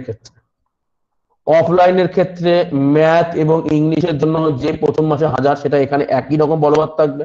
অবশ্যই কল্যাণের ক্ষেত্রে এই ফি স্ট্রাকচার তোমার বারুইপুরে থাকবে না। কল্যাণের ক্ষেত্রে এবং ম্যাথ এবং ইংলিশের ক্ষেত্রে পরের তোমার পেমেন্ট হবে ফেব্রুয়ারির 1 তারিখে, যেটা তোমার পেমেন্ট হবে 700। অর্থাৎ অফলাইন ব্যাচের পেমেন্ট ডেট হবে ফেব্রুয়ারি, মানে যে কোনো মাসের প্রথম উইকে 1 থেকে 5 তারিখের মধ্যে, আর অনলাইন ব্যাচের পেমেন্ট হবে 10 থেকে 15 তারিখের মধ্যে। এটা গেল অনলাইনের ক্ষেত্রে থাকবে 500, অফলাইনের ক্ষেত্রে থাকবে 700। 2 নম্বর যেটা সব থেকে ইম্পর্টেন্ট কথা হচ্ছে, তুমি অনলাইনে পড়ো অফলাইনেই পড়ো, অনলাইনের ক্ষেত্রে কিন্তু রেকর্ড ক্লাসের ব্যবস্থা থাকবে। অনলাইনের ক্ষেত্রে কিন্তু একটা রেকর্ড, এই অপশনটা আমরা যুক্ত করে দেবো রেকর্ড। অফলাইনের ক্ষেত্রে কিন্তু রেকর্ড অপশন যুক্ত করা যাবে না, সম্ভব না, ঠিক আছে? তো অনলাইনের ক্ষেত্রে রেকর্ড অপশনটা থেকে যাবে, আর অফলাইনের ক্ষেত্রে কিন্তু কোনো রেকর্ড অপশন থাকবে না। এবং যদি কেউ এরকম চাও যে অফলাইন ব্যাচে পড়তে চাও, কিন্তু আমি অনলাইন আর অফলাইন তো আমি একই জিনিস পড়াবো, তো অনলাইনে রেকর্ড ভার্সনটা পেতে চাও, সেইটা কি স্ট্রাকচার হবে এখন আমি বলতে পারছি না।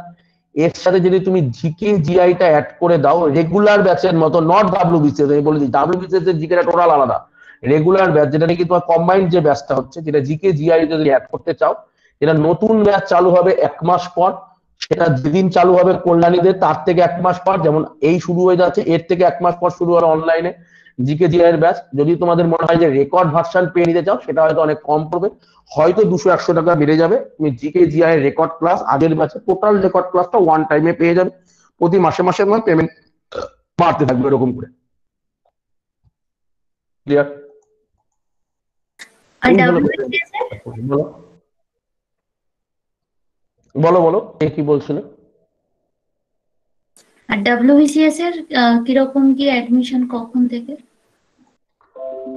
ডাব্লিউবিসিএস এর ব্যাচটা আমাদের অলরেডি শুরু হয়ে গেছে হচ্ছে 4th কি ছিল যেন, আগস্ট, 4th আগস্ট থেকে শুরু হয়ে গেছে। অফলাইনে অনলি ডাব্লিউবিসিএস কে ফোকাস করে এই মুহূর্তে কোনো ব্যাচ আসার কোনো প্রবাবিলিটি নেই। আমরা চেষ্টা করছি অনলাইনে আরেকটা নিউ ব্যাচ আনার চেষ্টা করছি, তবে এখনই কথা দিতে পারছি না। অনলি ডাব্লিউবিসিএস কে ফোকাস করে, আর ডাব্লিউবিসিএস কে ফোকাস করা মানে তুমি বুঝতে পারছো জিকে পার্টের ইতিহাস ভূগোল এই জায়গাগুলোতে অনেক বেশি ফোকাস করা হবে। এইগুলো কিন্তু চেষ্টা করছি সামনে একটা আনার, ঠিক আছে? কিন্তু এখনই কথা দিতে পারছি না যে অমুক দিনই আমি আনবো। যেগুলো কথা দিতে পেরেছি বলে দিয়েছি, অথবা যেটা 4th আগস্ট চালু হয়েছে সেটা আমাদের ডাব্লিউবিসিএস ব্যাচে তুমি জানো রোজ ক্লাস হয়, ঠিক আছে? সেটা তোমার সোম থেকে শনি পর্যন্ত হবে, অপশনাল ক্লাস রবিবার হবে। তুমি চাইলে সেই ব্যাচে জয়েন করে যেতে পারো, ঠিক আছে? তো যদি চাও আমাদের কোনো সমস্যা নেই, তুমি ওই ব্যাচে জয়েন করে যেতে পারো, যেটাও ওই 1000 পার প্রথম মাসে পড়বে, এবং তারপর 700 করে চলতে থাকবে। সেটা অনলি ডাব্লিউবিসিএস চলে আসবে, যেখানে জিকের আধিক্য অনেক বেশি থাকবে, সেখানেও অঙ্ক ক্লাস হবে, তো তার কোয়ালিটি কিন্তু এর থেকে অনেক অনেক কম হবে। তার কারণ হচ্ছে সেটা ডাব্লিউবিসিএস, এটা রেগুলার, এখানে অনেক বেশি হাই ম্যাথ যাবে। ডাব্লিউবিসিএস এর ম্যাথের কোয়ালিটি অনেক পুয়ার, সেখানে ম্যাথের কোয়ালিটি পুয়ারই যাবে, ঠিক আছে? তো যে পরীক্ষায় যেরকম লাগবে সেই পরীক্ষাকে টার্গেট করে সেইভাবে মেটেরিয়াল তৈরি করা হয়েছে। বেশ, আর পুলিশ ব্যাচে অনলাইনটা অ্যাডমিশন হতে কতটা, অফিসে ফোন করে নাও, ধনঞ্জয় অফিসে ফোন করে নাও। আর কারোর কোনো প্রশ্ন? একই বিষয়, তুমি অফলাইনের রেকর্ড ব্যাচেও জয়েন হতে পারো, কোনো সমস্যা নেই, কারণ রেকর্ড তো থাকছেই। যে কোনো যে দেখছো রেকর্ড হচ্ছে, এই রেকর্ড তোমার থেকেই যাবে, সুতরাং কোনো সমস্যা হওয়ার কথা না। রেকর্ড ব্যাচ দেখলো আমার তো মনে হয় না কোনো সমস্যা হওয়ার কারণ আছে। আর আমরা নিশ্চয়ই একটা চেষ্টা করছি যে ডাব্লিউবিসিএস এর নেক্সট ফর্ম বেরোনোর সাথে সাথে একটা অনলাইন, আরেকটা ডাব্লিউবিসিএস এর অনলাইন ব্যাচ নিয়ে আসা। তবে অফলাইন ব্যাচ ডাব্লিউবিসিএস এ এই মুহূর্তে আনার বিন্দু মাত্র পরিকল্পনা নেই আমাদের, মানে অনলি ডাব্লিউবিসিএস এ ফোকাস করে। আমি বলেই দিলাম অনলাইনে কিন্তু একটা ব্যাচ আসতে পারে, আর অফলাইনে যেটা আসবে সেটা রেগুলার ব্যাচ চালু হবে প্রথম। আর কারোর কোনো প্রশ্ন? বেশ, আর তাহলে কারোর কোনো প্রশ্ন নেই, তাহলে তোমাদের সাথে যারা ভর্তি হবে তারা যোগাযোগ করে নাও, ঠিক আছে? তো আমি সমস্ত ডিটেলস পাঠিয়ে দিচ্ছি গ্রুপে, আর তোমাদের সাথে নেক্সট ক্লাসে দেখা হচ্ছে। সেই ক্লাসের ডিটেলস আমি পাঠিয়ে দিচ্ছি। পুরোটার জন্য যে হোয়াটসঅ্যাপ গ্রুপটা ক্রিয়েট করা হয়েছে সেটা একটু খেয়াল করতে থাকো। ক্লিয়ার? বেশ, চলো, গুড নাইট।